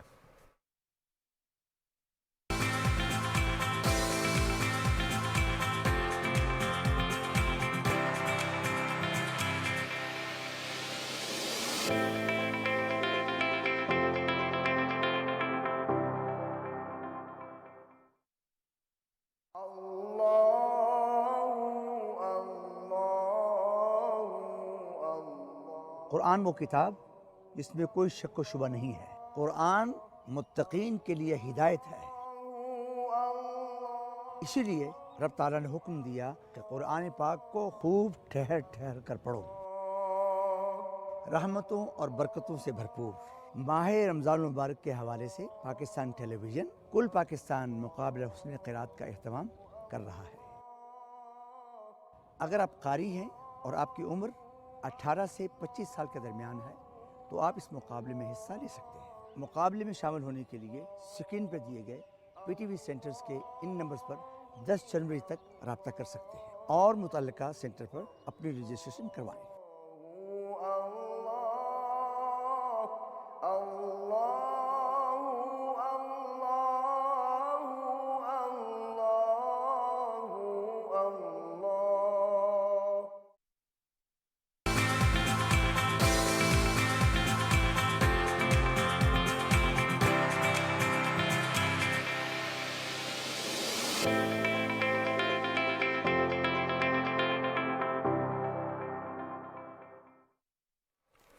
ایک بار پھر خوش آمدید کہتے ہیں آپ کو. بریک پر جانے سے پہلے ہم بات کر رہے تھے اسموک کے حوالے سے، فوگ کے حوالے سے، جو کہ آج کل چھائی ہوئی ہے نہ صرف پنجاب میں بلکہ خیبر پختونخوا میں بھی. بارش نہیں ہو رہی جس کی وجہ سے ہم دیکھ رہے ہیں کہ بیماریوں میں بھی اضافہ ہو رہا ہے، اسموگ میں بھی اضافہ ہو رہا ہے. اس کو مینج کیسے کرنا ہے، لانگ ٹرم سلوشنز کون سے ہیں جن پر عمل پیرا ہونا بہت زیادہ ضروری ہے. جس طرح ہم بریک پر جانے سے پہلے بات کر رہے تھے رضوان، یا ہمارے ایکسپرٹ بھی بات کرتے ہیں کہ آرٹیفیشل جو رین ہے اس کے تھرو بھی ہم نے مینج کیا، स्मार्ट लॉकडाउन के थ्रू भी मैनेज किया, लेकिन कितने अरसे तक ये होता रहेगा? कितने अरसे तक हमें या तो कोई प्रॉपर ट्रांसपोर्टेशन का हमें एक सेटअप बनाना पड़ेगा, या इसके लिए क्या मैकेनिज्म होना चाहिए? इस पर बात करने के लिए एक्सपर्ट हमारे साथ प्रोग्राम में मौजूद हैं। चीफ मेट्रोलॉजिस्ट हैं डॉक्टर सरदार सरफराज। सरफराज साहब, आपको प्रोग्राम में खुशामदीद कहते हैं। जी बहुत शुक्रिया जी, थैंक यू। सरफराज साहब, कब तक इम्कान है कि ये धुंध थोड़ी कम हो जाएगी, मोटरवे खुल जाएगा रूटीन में, हमें वो बार बार चेक नहीं करना पड़ेगा कि बंद हो रहा है या नहीं? देखिए, जब तक कोई अच्छा स्पेल बारिश का नहीं आता तो तब तक तो इसी तरह की कंडीशन रहेगी, ख़ासकर शाम के वक्त से, मतलब रात शुरू होने से पहले ही शुरू हो जाती है फॉग कुछ एरियाज़ में, और फिर अगली सुबह 10-11 बजे तक जाके क्लियर होता है। तो यही कंडीशन रहेगी जब तक कि कोई बारिश का अच्छा स्पेल नहीं आएगा। तो अभी तो देखें, कोई मेरे ख्याल में 7-8 तारीख के बाद कुछ इम्कान है कि बलूचिस्तान के रास्ते अफ़गानिस्तान और ईरान से होती हुई कोई वेस्टर्ली वेव बलूचिस्तान में दाखिल हो और फिर वो आहिस्ता आहिस्ता स्प्रेड करे। तो उम्मीद है कि जनवरी में 2 स्पेल्स ऐसे होंगे कि जिसमें अच्छी बारिश मुतवक्के है, पहाड़ों पर बर्फ़बारी भी होगी। तो वो सिलसिला एक तरह से आएगा तो फिर ही इसकी शिद्दत में कमी आएगी फॉग की। तो जो इस वक्त सूरत हाल है, आज हमने देखा है रावलपिंडी इस्लामाबाद में भी धुंध की शदीद धुंध थी अर्ली ऑन, और रात को तकरीबन 11 बजे के बाद शुरू हुई और सुबह तक ये धुंध बरकरार रही जैसे ही सूरज निकला। थोड़ा सा बताइएगा हमारे नाज़रीन के लिए कि जो स्मॉग की सूरत हाल है प्लस फॉग है, क्या हवाओं की वजह से, हवा का जो दबाव बनता है उसकी वजह से भी इस पर इम्पैक्ट आता है, इसमें कमी वाक़ई हो सकती है, या फिर ये वही हम बारिशों का इंतज़ार ही करेंगे? देखिए, और तो कोई तरीका नहीं है इसको, मतलब इसमें कमी लाने का। असल में जो जो एरियाज़ आपके दरियाओं के साथ साथ हैं ना, बुनियादी तौर पे 5 दरिया, जैसे हमारे पाकिस्तान के पंजाब में भी और केपी की तरफ से दरियाए सिंध, तो उससे आपने देखा होगा कि उससे उसके जो आसपास एरियाज़ हैं वही ज़्यादा मुतासर होते हैं, और जो जो जहाँ पर वेजिटेशन ज़्यादा है, यानी मॉइस्चर जहाँ पर अवेलेबिलिटी ज़्यादा होती है, तो वही मॉइस्चर रात में जब टेम्परेचर गिरता है तो कंडेंस होकर फॉग की शक्ल इख्तियार कर लेता है। और इसमें इसको क्लियर होने में, या फ़िज़ा एक तरह से ना वो क्लियर होने में, ज़ाहिर है कि जब बारिश का कोई अच्छा स्पेल होगा तो फिर ही होगा। अदरवाइज़ तो इसी तरह से ये सीज़न ही ऐसा है कि इसमें चलता रहता है ये, यानी जनवरी का महीना, दिसंबर, और फिर जनवरी, और फिर फरवरी के 10-15 दिन तक इस तरह से। अगर बिल्कुल एक आपने देखा कि दिसंबर बहुत बिल्कुल ड्राई गया, कोई काबिल ज़िक्र बारिश नहीं हुई, कोई काबिल ज़िक्र स्नोफॉल नहीं हुई, कोई ऐसी वेव नहीं आई। तो एक तरह से स्टैगनेंट है सारी एयर, जो हवा का दबाव है या वो स्टैगनेंट एयर मौजूद है। तो उसकी वजह से जो मॉइस्चर रात में अवेलेबल होता है, मोर देन 90% जब मॉइस्चर हो जाता है, तो वही मॉइस्चर कूलिंग की वजह से कंडेंस होकर ज़मीन के ऊपर क्लाउड्स की शक्ल इख्तियार कर लेता है। यानी ये बेसिकली लो क्लाउड्स या स्ट्रेटस क्लाउड्स जिन्हें हम कहते हैं, वही अन सरफेस या अन ग्राउंड होते हैं फॉग। तो इसमें यही है कि जब तक के कोई अच्छा बारिश का स्पेल, जो कि उम्मीद है कि 7 या 8 जनवरी के बाद फिर एक स्पेल आया जाता है इंशाल्लाह, तो फिर इसमें कमी आएगी। सरफराज साहब, आपने कहा कि जनवरी में 2 ज़बरदस्त बारिशों के स्पेल का इम्कान है, अभी भी आपने बताया 7 या 8 जनवरी। अब वो बारिश किन इलाकों में मुतवक्के है, बर्फबारी किन इलाकों में मुतवक्के है? देखिए, ज़ाहिर है जो आपकी ये वेस्टर्ली वेव होती है ना, जो वेस्ट से आती हैं हवाएं, तो वही सर्दियों में बारिश का बायस बनती हैं। तो ईरान के रास्ते या अफ़गानिस्तान के रास्ते सबसे पहले बलूचिस्तान में या अमूमन उनकी एक तरह से एंट्रेंस होती है। तो बलूचिस्तान में तो हल्के फुल्के बादल कल से हैं, कुछ एरियाज़ में चागी डिस्ट्रिक्ट में हल्की सी बारिश हुई है, कहीं बूंदाबांदी और कहीं बारिश हुई है। अगले 2 दिन भी ऐसे ही रहेगा।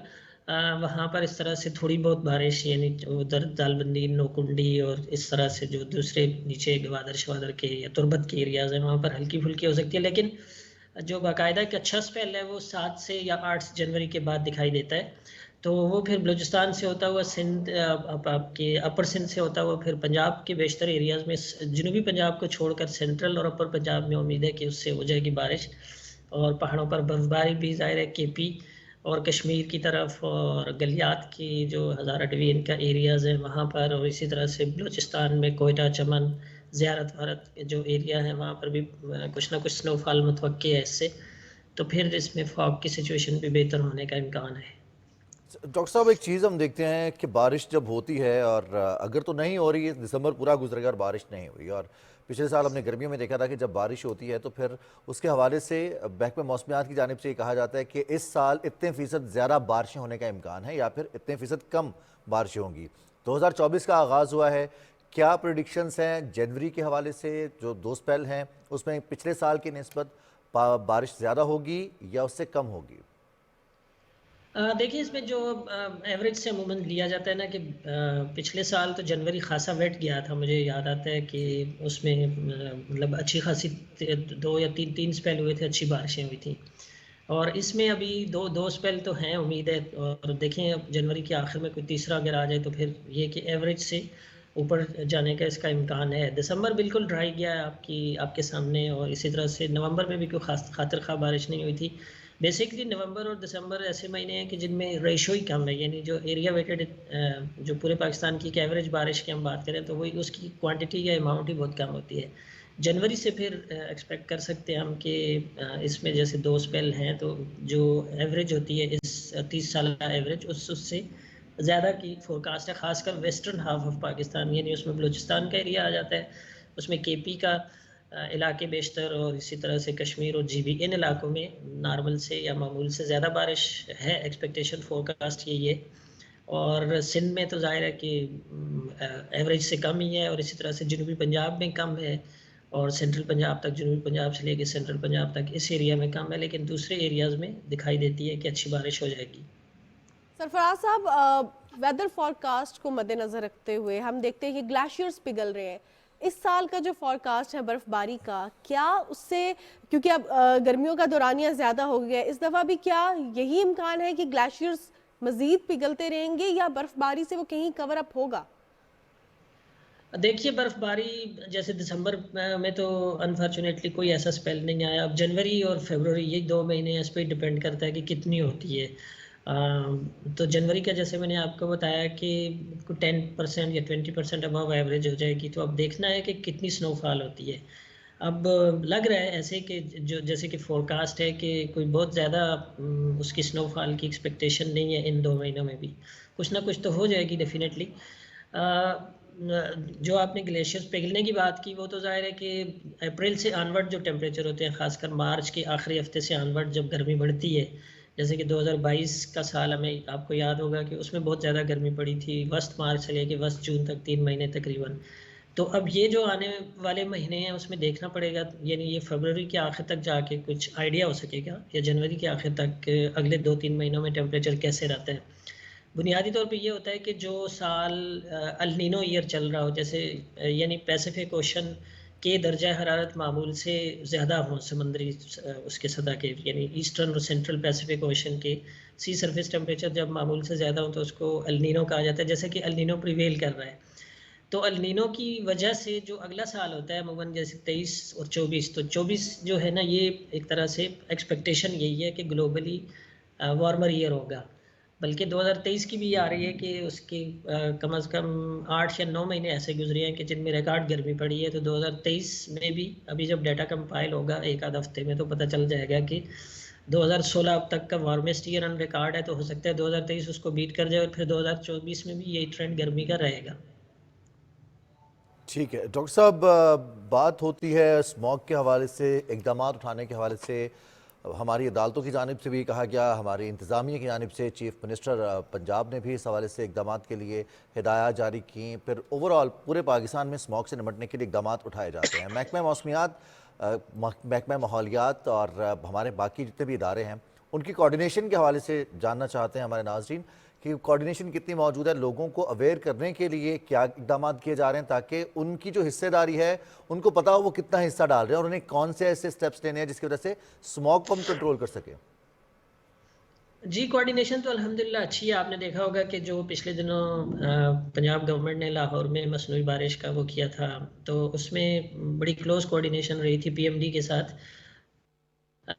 یعنی ہمارے لاہور آفس نے ہی وقت اس ٹائم سے اس ٹائم تک یہ ونڈو ہوگی کہ جس میں میکسیمم کلاؤڈز آپ کو اویلیبل ہوں گے، اور اس میں آپ ایک طرح سے جو بھی چھڑکاؤ کر کے سلور آیوڈائڈ یا سوڈیم کلورائڈ وہ کر کے اس طرح سے جو آرٹیفیشیل رین ہے وہ کر سکتے ہیں. تو کوارڈینیشن تو ہے. اسی طرح سے اب اس کے اسموگ یعنی نومبر سے عموماً شروع ہو جاتا ہے یہ فنامنا. تو نومبر سے آنورڈ، اکتوبر کے آخر سے یا نومبر سے آنورڈ مسلسل میٹنگ چل رہی ہوتی ہیں، اور ہمارے لاہور کے آفس کے جو ساتھی ہیں وہ اس میں شریک ہوتے رہتے ہیں، ان کی ہر میٹنگ میں شریک ہوتے ہیں تقریباً، اور اپنی تجاویز دیتے رہتے ہیں۔ اب ظاہر بات ہے کہ یہ فنامنا مستقل ہوتا جا رہا ہے، اور جس سال بارشیں پھر معمول سے کم ہوتی ہیں، جیسے کہ اس سیزن میں ابھی تک کم جا رہی ہیں، تو اس سال یہ زیادہ شدت اختیار کر جاتا ہے۔ تو چاہیے ہمیں یہی کہ جی کچھ جو لانگ ٹرم سالوشن ہیں یا لانگ ٹرم پلاننگ ہے اس کے مطابق کام کرنا چاہیے، کہ جو آپ کے پولوٹنٹس ہیں انڈسٹریز کے، ٹرانسپورٹ کے، اسی طرح آپ کا جو 2 نمبر فیول استعمال ہوتا ہے گاڑیوں میں، گاڑیوں کی فٹنس کا مسئلہ ہے، اور اسی طرح سے اینٹوں کے بٹے اور پھر فصلوں کا جو بھوسا ہے وہ جلایا جانا، یہ ساری چیزیں جو ہے نا مستقل بنیادوں پر، یعنی ستمبر اکتوبر سے آنورڈ یہ شروع ہو جانی چاہیے۔ پہلے 2 مہینے میں 2-3 مہینے میں اس کا بہت زیادہ ایک طرح سے جنگی بنیادوں پہ اب کام کرنے کی ضرورت ہے، تو پھر یہ چیز کنٹرول ہو سکتی ہے کسی حد بہت تک۔ شکریہ سردار سرفراز صاحب، آپ کی قیمتی وقت کا، آپ نے پاکستان کی موسم کی صورتحال پر بات کی۔ چیف میٹرولوجسٹ سردار سرفراز صاحب ہمارے ساتھ موجود تھے۔ یہ بڑی انٹرسٹنگ چیز ہے موسم کے حوالے سے جاننا، اور بہت سارے ہمارے ایسے ناظرین بھی ہیں، اور جب انٹریکشن ہوتا ہے تو وہ محکمہ موسمیات پریڈکٹ کیسے کرے تھے کہ بادل کس سائڈ سے آئیں گے، کس طرح سے آئیں گے، ہوا کا دباؤ کیسے ناپا جاتا ہے، اور اس کی انٹینسٹی کیسے بتائی جاتی ہے، بارش ہوگی یا نہیں ہوگی، یہ کیسے پتہ چلتا ہے؟ کیونکہ بارش ہوگی یا نہیں ہوگی رضوان، اس سے تو ڈیپینڈ کرتی ہے کہ ہم نے ڈائن آؤٹ کہاں پہ کرنا ہے۔ بارش ہوگی تو ہم باہر جائیں گے یا نہیں، پکوڑے بنائیں گے گھر میں یا نہیں، بارش ہوگی تو شادی جو ہے اس پہ کیا پہننا ہے، یہ ساری چیزیں جو ہے نا آپ کی بارش سے ہوگی ڈیپینڈ یا ہوتی پھر ہال میں ہوگی۔ ایسے اچھا ہی جی، ہے۔ اب فیسٹیول کی بات کرتے ہیں۔ پنجاب میں 3 روزہ فیسٹیول جو کہ کلچرل فیسٹیول ہے، یہ اس کا انعقاد کیا گیا، اور 3 روزہ فیسٹیول میں خوب رنگ رہے، خوب روشنیاں رہیں، لوگوں نے خوب ہلا گلا کیا، اور اس میں جو پنجاب کا کلچر ہے وہ نمایاں رہا۔ بالکل جناب، جہاں پنجاب کی کلچر کے حوالے سے بات کریں تو ہمارے دماغ میں، ہماری آنکھوں کے سامنے مختلف رنگ آتے ہیں۔ پنجاب کا رنگا رنگ کلچر اور اس کا یہ کلچرل فیسٹیول ہوا، اس پر رپورٹ تیار کی ہے وردہ سلیم نے، آئیے دیکھتے ہیں۔ اپنا پنجاب یارو، اپنا پنجاب، اپنا پنجاب یارو ہور سجدا، جٹ پاؤندے بھنگڑے تے ڈھول وجدا، اپنا پنجاب یارو اپنا۔ 5 دریاؤں کی دھرتی پنجاب کے تہوار، کھانے، ملبوسات اور قدیم مقامات سمیت ہر پہلو اپنے اندر ہزاروں رنگ سموئے ہوئے ہے جو ہر ایک کو اپنی طرف کھینچ لائے۔ پنجاب آرٹ کونسل کے زیر اہتمام پہلی Punjab art and cultural expo کا مقصد پنجاب کی ثقافت کو اجاگر کرنا اور نوجوان نسل کو اس سے روشناس کروانا ہے۔ آرٹ کی وہ صنف جو ڈائنگ ہیں اور جو ختم ہو رہی ہیں ان کو ریوائیو کرنے کے لیے بیسیکلی یہ Punjab council of the arts and installs کا بندوبست کیا ہے۔ پنجاب ایکسپو میں صوبے کی تمام ثقافتوں کو یکجا کر کے شہریوں کے لیے پیش کیا گیا تھا، جن میں پنجاب کے روایتی پکوان، کھیل، لوک موسیقی اور فن پارے شامل ہیں۔ ملک کے مختلف حصوں سے آئے شہریوں نے نمائش کا رخ کیا اور خوب محظوظ ہوئے۔ لسی پنجاب کے کلچر میں بہت زیادہ آپ کو ملتی ہے، کامن ملتی ہے۔ پنجاب کی مٹھائیاں ہیں، یہاں پہ ٹھوٹی ہے، مرنڈا ہے جو لوگ کھانا بہت زیادہ پسند کرتے ہیں۔ گھوڑے جن کو بولا جاتا ہے، تو وہ بڑا پیارا سے انہوں نے سیٹ اپ لگایا ہے، وہ بہت پیارا ہے، اور پنجاب کی جو کلچرل شادی ہے وہ بھی انہوں نے ریپرزینٹ کی ہے یہاں پر۔ پنجابی ثقافت کی بات ہو اور لوگ موسیقی نہ ہو، یہ کیسے ممکن ہے؟ فیسٹیول میں مختلف سٹالز پر رکھے دستکاری کے نمونے بھی حاضرین کی توجہ کا مرکز رہے۔ کیا زبردست میوزک سے آغاز ہوتا ہے، اور ایسے ہی دل کرتا ہے کہ ہم بھی ہمارا کوئی بھی علاقائی میوزک ہو، اس میں اتنی چاشنی ہے، اس میں اتنی اپنائیت ہوتی ہے کہ وہ آپ کو انوالو کر ہی لیتا ہے۔ اور پھر جیسے ہی اکھاڑا نظر آتا ہے، کشتی، کبڈی، ساگ، مکئی کی روٹی، اور ہمارے ہر علاقے کی کوئی نہ کوئی خاصیت ایسی ہے۔ اب آپ کے شہر کی کیا خاص بات ہے، آپ کے علاقے کی کیا خاص چیز ہے، وہ بھی آپ شیئر کر سکتے ہیں صوبہ پاکستان کے سوشل میڈیا کے ذریعے۔ لیکن جب ہم خاصیت کے حوالے سے بات کرتے ہیں رضوان، جب ہم اب جیسے مالٹوں کا سیزن ہے تو جو سرگودا سے آ رہے ہوتے ہیں لوگ، ہم انہیں کہتے ہیں مالٹے لے کے آؤ۔ اسی طرح جو کشمیر کی سوغات ہے، پنجاب کی سوغات الگ ہے، تو جیسے ہی ہم سوغات کے بارے میں بات کرتے ہیں نا تو مائنڈ میں ہمارا دل جو ہے نا فوراً دل چاہتا ہے کہ کوئی کھانے کی چیز ہو، مائنڈ میں کوئی کھانے کی چیز آ جاتی ہے جو پکی ہوئی ہو، کچی نہ ہمارے پاس۔ ملتان سے آنے والے سونل والے ہیں، ہاں کیا بات ہے جی، اور رضوان نے نا جو گجرانوالہ سے آنے والے جو ہیں وہ کوئی ایسی چیز لائے جو سردیوں میں آپ کو وارم بھی رکھے اور آپ کا جو بلڈ پریشر ہے وہ بھی زیادہ نہ ایکسیڈ کرے اور آپ کی صحت بھی اچھی رہے۔ ویسے تو گجرانوالہ کے بارے میں مشہور ہے کہ وہاں پر مرغن کھانے بہت زیادہ کھائے جاتے ہیں۔ چڑے بھی فیمس ہے گجرانوالہ کی، بالکل فیمس ہے، لیکن ہمیں نیوز بریک کی طرف جانا ہے۔ اس سے پہلے کہ ہم کھانے کی باتیں زیادہ لیں اور زیادہ باتیں کریں اور پھر نیوز بریک کا وقت آ جائے، تو نیوز بریک کے بعد واپس آئیں گے، کچھ بات کریں گے کھانا کھانے کے فائدے کیا ہوتے ہیں اور آپ ان کا بہتر مصرف کیسے نکال سکتے ہیں۔ بریک کے بعد آتے ہیں۔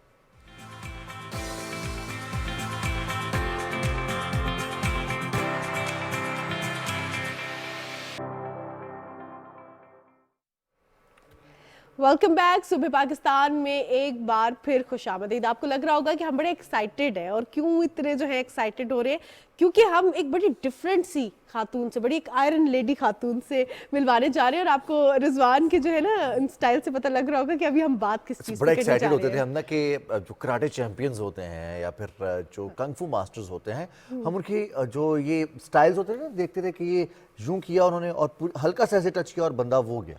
आखिर करते कैसे? इतनी पावर कैसे आती है? लेकिन अब वो हाथों के स्टाइल भी ऐसे होते हैं। हमें लगता था कि सिर्फ स्टाइल बनाने से ऐसा आ जाता है, लेकिन हमने रियल टाइम स्टूडियो में देखा है कि सिर्फ यही मैटर नहीं करता, आपकी जो ये पोजीशनिंग है ये कितनी मैटर करती है, और आपकी पूरी बॉडी जो है उसमें जो मौजूद पावर है वो एक हाथ में कैसे मुंतकिल हो जाती है। तो ऐसे ही मेहमान आज सुबह पाकिस्तान में हमारे साथ हैं, आयरन लेडी ऑफ पाकिस्तान। जी जनाब, और उन्होंने ईंटें तोड़ी हैं। और आपको ये भी बता दूं कि 57 मिनट में उन्होंने 1160 ईंटें तोड़कर Guinness book of world record में अपना नाम दर्ज किया। और इसके साथ आपको ये भी बता दूं कि वो जो है वो कई बार वर्ल्ड चैंपियन भी रही हैं। इससे कबल भी उन्होंने 3 रिकॉर्ड अब बनाए फुटेज हैं। देखिए आप, एक हथौड़ा उन्होंने उठा रखा है, फिर वो ईंटें तोड़ रही हैं, बाइक वो चला रही हैं, बड़े बड़े से जो वो टायर्स हैं उनके ऊपर मशक कर रही हैं। तो नीलोफर शिराजी, जिनका ताल्लुक खैबर पख्तूनख्वा से है, इस्लामाबाद में पैदा हुई हैं, इस्लामाबाद में पली बड़ी, इस्लामाबाद में तालीम हासिल की, जॉब भी यहीं पर कर रही हैं। लेकिन जॉब के साथ साथ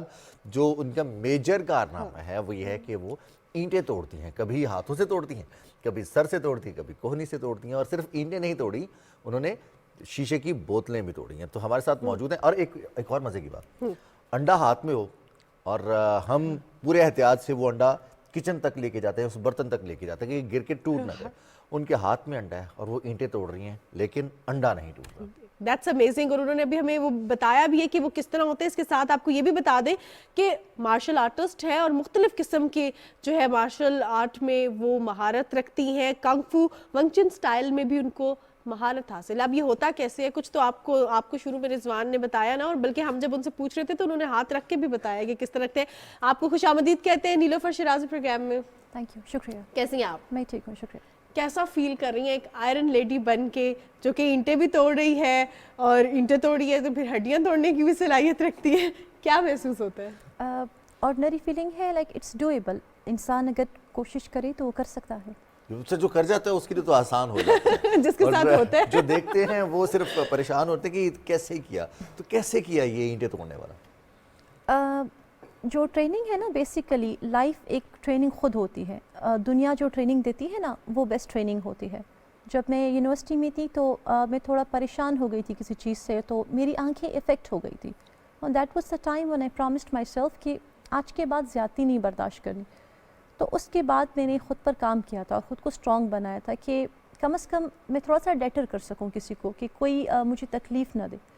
तो वहाँ से जो थोड़ा सा तकलीफ़ देखी थी, आंखों की सर्जरीज़ और सब, तो उसके बाद मैंने कराटे में इंटरेस्ट लिया। जब जॉब स्टार्ट की, मार्शल आर्ट्स में इंटरेस्ट लिया।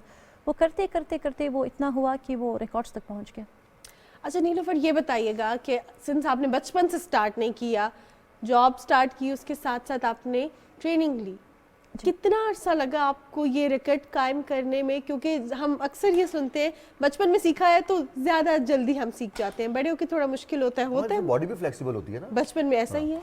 जी बिल्कुल ऐसा ही है मैम। ज़रूरी नहीं कि आप बचपन से मार्शल आर्ट्स ही सीखें। हो सकता है आपकी कुछ एक्टिविटीज़ ऐसी हों जिनमें आपको स्ट्रॉन्ग, जैसे मैं साइकिल चलाती थी या मैं खेल कूद करती थी, तो वो आपकी बॉडी को स्ट्रॉन्ग कर दे। तो जो स्पोर्ट्स पे बचपन से होते हैं, साइकिलिंग करते हैं या वॉक वगैरह, रनिंग वगैरह करते हैं, जंपिंग करते हैं, तो उनके लिए थोड़ा इजी होता है। फिर आपकी बॉडी टाइप भी होती है, तो अगर आपकी बॉडी टाइप ऐसी ना भी हो तो आप अपनी बॉडी टाइप को बना लें। आप डाइट कर सकते हैं, अब तो इतनी रिसर्चेस हैं। तो अगर आपने बचपन से कुछ एक्टिविटीज़ की हैं तो भी आप कर सकते हैं, नहीं की तो भी आप कोशिश करके कर सकते हैं। और ये मतलब किसी भी एज में कर सकते हैं। तो अब हम भी सीखेंगे और हम भी करेंगे, हम भी ईंटें तोड़ेंगे और कोशिश करेंगे।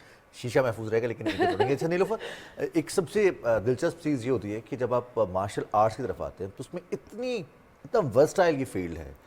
इसमें आप पंचिंग से लेके बॉक्सिंग के लेकर आप जो फाइटिंग स्टाइल्स हैं वो भी, लेकिन एक कैटेगरी को मुंतखब करना कि आपने हाथ में अंडा वो ना टूटे, ईंटें टूट जाएं, कितना अर्सा प्रैक्टिस करना पड़ी ये वर्ल्ड रिकॉर्ड बनाने से पहले?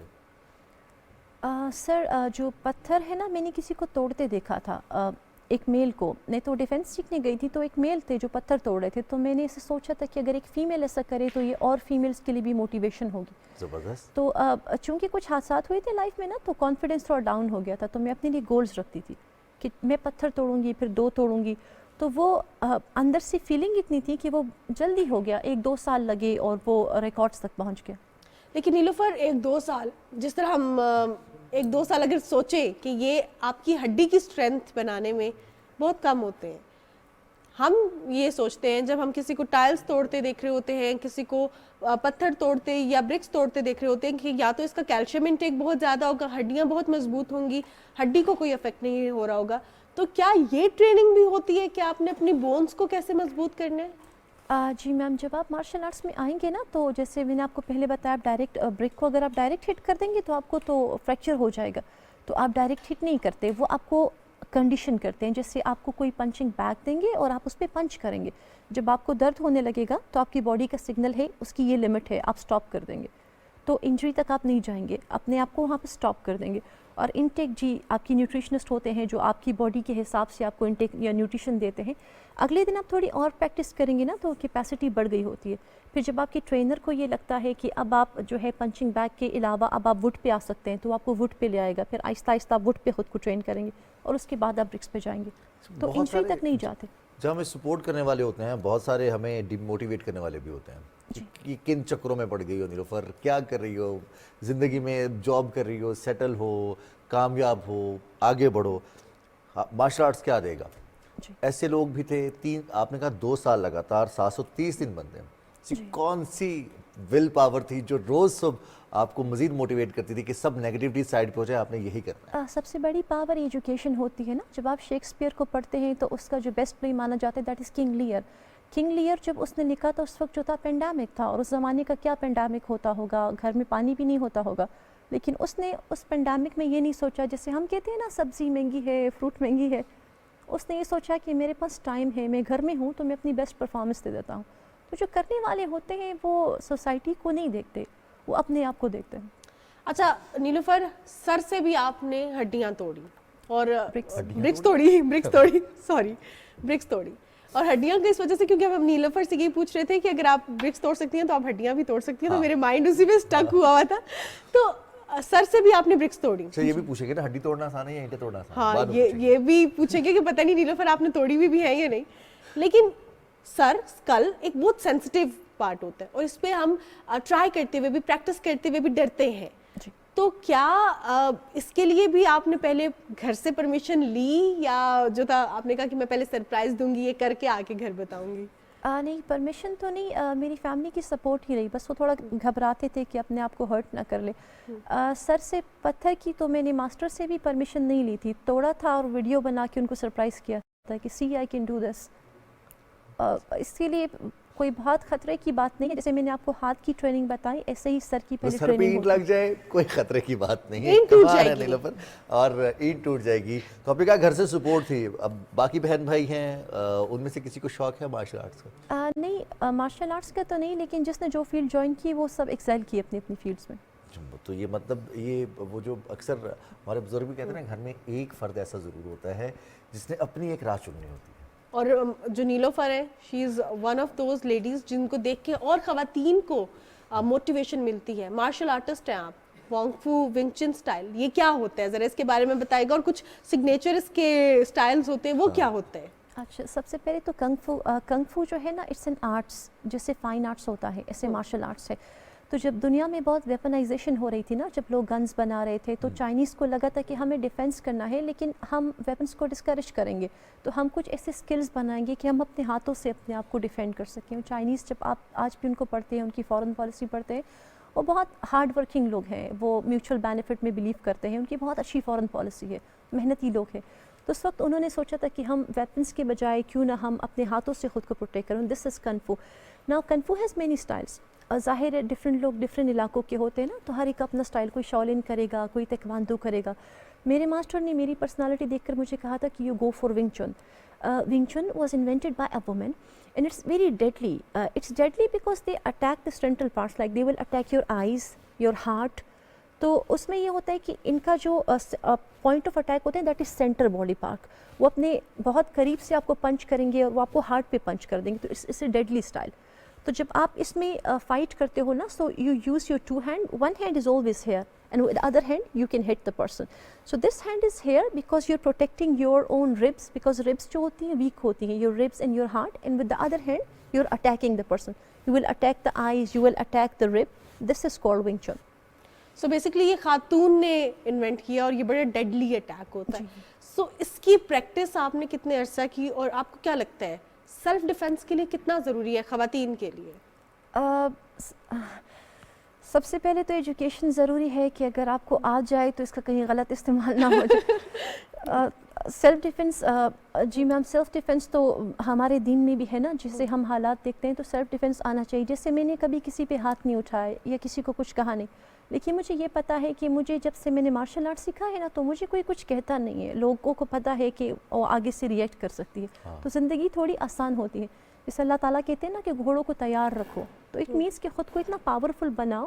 آج کل تو اکانومی ہے, اکنامکلی اپنے آپ کو اتنا اسٹیبل بناؤ کہ آپ کی کوئی سے ہو. تو اللہ بھی یہ کہتے ہیں نا کہ ظالم سے زیادہ مظلوم گناہ گار ہے. تو self defence is important. Wing Chun has 5 levels. I'm done with level 2. Now I'm entering level 3.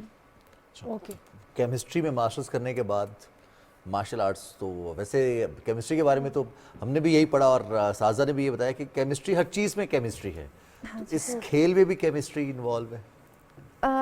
ہاں جی, chemistry yes, chemical reactions yes, elements yes, it is everywhere. انسان کے اندر بھی ایلیمنٹس ہیں, اور yes reactions, action and reaction. جیسے میں آپ کو اگزامپل دوں کہ جیسے ایکشن ہوتا ہے اور اس کے ساتھ ریئیکشن ہوتا ہے. اگر تو آپ نے پتھر کو مارا اور وہ ٹوٹ گیا تو آپ کو تکلیف نہیں ہوگی, لیکن اگر آپ نے اس کو مارا اور وہ نہیں ٹوٹا تو وہ واپس وہ پاور آپ کو آئے گی, تو تب بہت تکلیف ہوتی ہے. تو action and reaction is there. اچھا نیلوفر, جس طرح آپ نے کہا کہ وہ نہیں ٹوٹا تو تکلیف ہوگی, مائنڈ گیم ہے یہ, تو اگر اسٹریس میں ہوں, غصے میں ہوں, تو کیا زیادہ فورس اپلائی کرتے ہیں یا وہ نارمل رہتے ہیں؟ آپ کی اپنی پرسنل لائف کبھی بھی آپ کے اپنا جو ایگریشن ہے وہ کبھی بھی نہیں آتا آرٹ میں, از اٹ ٹرو؟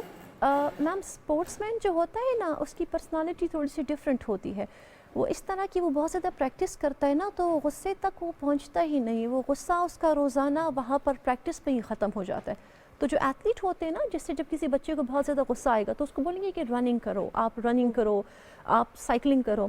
تو جب میں رننگ کرتی ہوں یا میں سائیکلنگ کرتی ہوں یا میں مارشل آرٹس کرتی ہوں, تو غصے تک تو بات جاتی نہیں ہے. وہاں پر جا کے نا اسپورٹس یہ ایک پیشن ہوتا ہے, یہ ہم پیشن میں کرتے ہیں, ایک محبت سے اپنی کنٹری کے لیے ریکارڈس لاتے ہیں. تو it's more of passion, aggression نہیں ہوتا اس میں. تو بھی اور کون سے ریکارڈ پہ نظر آئے؟ یہ تو ہم نے دیکھ لیا کہ آپ نے جو ریکارڈ بنائے ہیں, 3 بار آپ ریکارڈ بنائے, 3 ریکارڈ بنائے ہیں, اور اس میں ہیڈ بریکنگ یعنی سر سے جو اینٹیں توڑی. اور کون سے ریکارڈ ہے جن پہ نظر ہے کہ یہ ہم نے نیلوفر نے اپنے نام کرنے ہیں؟ ابھی جو ہمارا پہلا گینیز اپروو ہوا ہے وہ ایلبو اسٹرائکس تھا. اس کے بعد ہم نے 10 گینیز ریکارڈ شارٹ لسٹ کیے ہیں. جو پہلا ریکارڈ ہے, جیسے میرا ڈگری کیمسٹری میں ہے, so it is the record in science. جو ایک جاپنیز پروفیسر تھے, انہوں نے 1 منٹ میں ایلیمنٹس آئیڈینٹیفائی کیے تھے ان کے سمبل سے. انہوں نے میکسیمم کیے تھے. ہم چاہتے ہیں کہ ہم اس کو بریک کریں. تو ہماری خواہش ہوگی, کیونکہ ایک فیمیل لا رہی ہے پاکستان کے لیے کیمسٹری میں ریکارڈ, تو ہماری خواہش ہوگی کہ ہم اس کو ویمنس ڈے پہ اٹیمپٹ کریں. اور اس کے علاوہ 9 اور ہیں جو ہم نے مارشل آرٹس میں شارٹ لسٹ کیے ہوئے ہیں. نیلوفر, جب ہم کسی کو بھی دیکھتے ہیں مارشل آرٹ سے ریلیٹڈ کام کر رہا ہے یا کسی بھی اسپورٹس ایکٹیویٹی میں ہے, تو ہمارے مائنڈ میں آتا ہے کہ ان کلبس کی ممبرشپ بہت ایکسپینسو ہوگی, رجسٹریشن ایکسپینسو ہوگی, بہت ٹائم ٹیکنگ ہوں گے, ہمارے اسکیجول کے اکارڈنگلی ہمیں ایڈجسٹ اکوموڈیٹ نہیں کریں گے. اور جو ماسٹرز ہیں وہ سختی بھی کریں گے کہ یہ کھانا ہے, یہ نہیں کھانا, اتنی دیر پریکٹس کرنی ہے. تو کیا یہ فیزیبل ہے ایک ورکنگ وومن کے لیے, ایک ایسی خاتون یا ایک ایسا لڑکا جو ساتھ میں پڑھ بھی رہا ہے اور ساتھ میں کیا اس کو ٹائم دے سکتا ہے, یا بہت ٹائم ٹیکنگ ہے؟ میم, جب میں نے اپنے ریکارڈس بنانا اسٹارٹ کیے تھے تو ایم ایس سی کے بعد میں نے پی ایم ایس اور سی ایس ایس کے لیے اپلائی کیا تھا. تو پی ایم ایس میں نے کوالیفائی کیا, لیکن میں الوکیٹ نہیں ہوئی. تو 12 سبجیکٹس ہوتے ہیں, وہ ان 12 سبجیکٹس کو بھی دیکھنا, اور پھر میری جاب بھی تھی. At times I would do 2 jobs and then I would do practice as well. So no, if you are passionate about something, you do take out time for that. So آپ کو martial arts کے لیے ایسا نہیں کہ پورا دن آپ کو ٹریننگ کرنی پڑتی. اب جیسے مجھے سائیکلنگ کرنی تھی, تو اب سائیکلنگ کے لیے الگ سے ٹائم تو نہیں ہوتا تھا, تو میں آفس ہی سائیکل پہ چلی جاتی تھی اور سائیکل پہ واپس آ جاتی تھی, تو میں آفس بھی دیکھ لیتی تھی اور اپنی ایکسرسائز بھی کر لیتی تھی. پھر جب میں لیکچر دیتی تھی تو ایک انبریکیبل بریک میری گود میں ہوتا تھا. I would deliver on line lectures اور اس میں میں پنچنگ بھی کر رہی ہوتی تھی. So if you really want to do something you can do that. تو سائیکل پہ آفس جانا خاص طور پر خواتین کے لیے موٹر بائک چلانا اب تو کافی حد تک اس حوالے سے جو لوگوں کے اعتراضات ہوتے تھے, نظریں ہوتی تھیں, وہ تبدیل ہوئیں. انیشیلی فیس کی مشکلات سائیکل چلانا, پھر آفس میں بھی جو اپنی خواتین کولیگس ہیں وہ بھی اس طرح کی گفتگو کرتی ہیں کہ یہ اس طرح سے سائیکل چلانا, اس طرح سے آفس آنا معیوب لگتا ہے. یہ چیزیں بھی تو ہرٹ کرتی ہوں گی.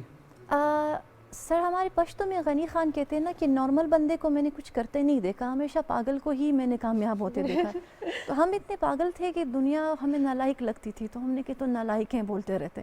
ہمارے ایمس ہیں, ہم نے اس کو فالو کرنا ہے. اب اگر کوئی کہ سائیکل نہیں چلاؤ تو اس کو کیا پتہ, ہم 12 سبجیکٹس پڑھ کے آئے, ہمیں زیادہ پتہ ہے, تو ہم نے اتنی امپورٹنس نہیں دی کسی کو. ویسے یہ بڑا زبردست میسج ہے نیلوفر کا, جو سب کو ابھی جو ہے ایک طریقے سے ایک موٹیویشن بھی دے رہا ہے, لیکن یہ انوائرمنٹ فرینڈلی بھی بہت زیادہ ہے. نیلوفر آج کل ایسے خواتین اور ایسے مرد حضرات کی بہت ضرورت ہے جو کہ سائیکلنگ کریں, اپنے لیے بھی انوائرمنٹ کے لیے بھی. خواتین کے لیے اگر معاشرے کے حوالے سے ہم دیکھتے ہیں, کیا دیکھ رہی ہیں, انکلوسیوٹی ہے یا خود ان کو مارشل آرٹ کر کے خود ان کو جو ہے ذرا اگریسو وے میں اپنے لیے جگہ بنانی ہے؟ میں مارشل آرٹس جو ہے نا اگریسو نہیں, اس کو کہہ سکتے ہیں پریپیئرڈنیس. جیسے آپ ایک ڈاکٹر بن جاتے ہیں نا, پریپیئر ہو جاتے ہیں کہ گھر میں کسی کو خطرہ ہو تو میں ہیلپ کر سکتا ہوں, اس طرح آپ مارشل آرٹس بھی کرتے ہیں. مارشل آرٹس تو ایک کلچر ہونا چاہیے نا. اب جیسے ایک فیمیل ہے, اس کے ہسبینڈ گھر پہ نہیں ہے, تو اس کو ٹرین ہونا چاہیے نا. کوئی اگر اس پہ اٹیک کرے, اس کے بچوں پہ اٹیک کرے, وہ ڈیفینڈ کر سکے. تو یہ ریلیجن میں بھی ایک اچھائی سمجھی جائے گی کہ وہ اپنی فیملی کو پروٹیکٹ کرنے کے لیے اس نے ایک ایکسٹرا اسٹیپ لیا. تو اس طرح ہونا چاہیے. It's not that you are getting aggressive. جو ایگریسو انسان ہوتا ہے نا, اگر وہ عام اینکر بھی بن جائے تو آپ دیکھیں وہ اینکرنگ بھی کیسے کرے گا. یہ ہم آفیسز میں ہوتے ہیں, وہاں پر کچھ ٹاکسک لوگ ہوتے ہیں. سو انسان کی جو پرسنالٹی ہے وہ تو ہر جگہ ریفلیکٹ کرتی ہے. مارشل آرٹس کر کے آپ بہت کام ہو جاتے ہیں, ایسا ہی ہے, ایگریشن نکل جاتا ہے آپ کا. لیکن نیلوفر اب اگر ہم خواتین کی بات کریں, پیرنٹس بڑے ٹچی ہوتے ہیں بیٹیوں کے معاملے میں. جیسے آپ نے سر سے جو ہے وہ برکس بھی توڑی, آپ نے کہا کہ ہم آہستہ آہستہ پریکٹس بھی کرتے رہتے ہیں. پیرنٹس کو سب سے بڑا خطرہ یہ ہوتا ہے ہڈی نہ ٹوٹ جائے, اب بیٹی ہے تو نازک بھی سمجھا جاتا ہے کہ یہ نہ ہو کہ کوئی اپنے آپ کو نقصان پہنچا دے. پیرنٹس کا کتنا رول آپ کی لائف میں رہا, اور آپ کو کیا لگتا ہے کہ لڑکیوں کو آگے بڑھنے کے لیے اپنے پیرنٹس کی, والدین کی کتنی سپورٹ چاہیے ہوتی ہے؟ اوکے میم, سب سے پہلے تو جو پیرنٹس کی بات ہے تو تھوڑا سا بایولوجیکلی انہیریٹنس بھی ہوتی ہے نا. تو میرے فادر بھی تھوڑے ایڈونچرس تھے, تو یہ ان سے تھوڑا سا ایڈونچر بھی آیا ہے. میری مدر بھی بہت بریو تھی, اگر ابو گھر پہ نہیں ہوتے تھے تو میری امی ہمیں سنبھالتی تھیں, تو مدر سے بھی تھوڑی سی بریوری ہے. اور معاشرے میں جو ہے نا لوگ آپ کو بولتے ہیں, پیرنٹس تو ڈرتے ہی, لوگ بھی بولتے ہیں نشان ہو جائے گا ہاتھ پہ, تو وہ ہڈی تک تو بہت, وہ نشان کو بھی برداشت نہیں کر سکتے. اور پیرنٹس کی سپورٹ ہے, لیکن ہم یہ میسج یوتھ کو نہیں دیں گے کہ آپ پیرنٹس کے سپورٹ کے بغیر نہیں کر سکتے.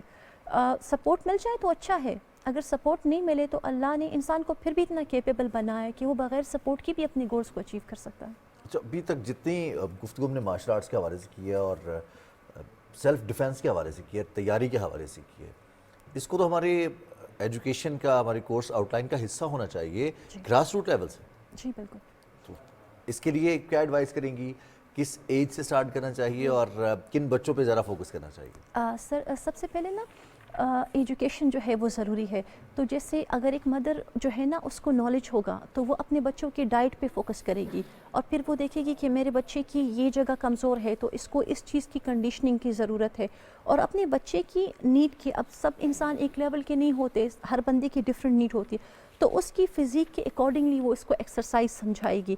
تو اسکول لیول سے ہی ایکسرسائز سٹارٹ ہو جاتی ہیں, بلکہ جب بچہ جب پیدا ہوتا ہے اس کی وہ مساج کرتے ہیں, سب کچھ کرتے ہیں ہڈیوں کے لیے, اس کو دھوپ میں رکھتے ہیں, یہ تب سے ہی سٹارٹ ہو جاتا ہے. اچھا, یہ جو ٹریڈیشنل سیٹ اپ ہے کہ بچے کو مساج کرنا, دھوپ میں اس کو تھوڑی دیر لٹانا کہ اس کی باڈی وائٹامن ڈی ایبزارب کر سکے, کیا یہ بچپن کی ٹریننگ, جس طرح آپ نے کہا کہ مینٹل اسٹرینتھ تو آپ کو انہیریٹڈ تھی, کیا فزیکل اسٹرینتھ یہ جو بچپن کی ٹریننگ ہوتی ہے یہ کمپلیمنٹ کرتی ہے؟ آپ نے دیکھا اپنے فیلوز کو کہ ان کو کمپلیمنٹ کیا اس چیز نے؟ جی, جب آپ مارشل آرٹس کرتے ہیں نا تو آپ جیسے آپ گینیز اٹیمپٹ کرتے ہیں तो आपको फिर डेफिशिएंसीज हो जाती है ना, आप एक ह्यूमन लिमिट को क्रॉस करते हैं। जब मैंने अटेम्प्ट किया था तो बचपन की तो बहुत दूर की बात, फिर मुझे डॉक्टर्स ने धूप में बिठाया होता था कि इसको विटामिन जो है ना ये अपने अंदर डी मिले।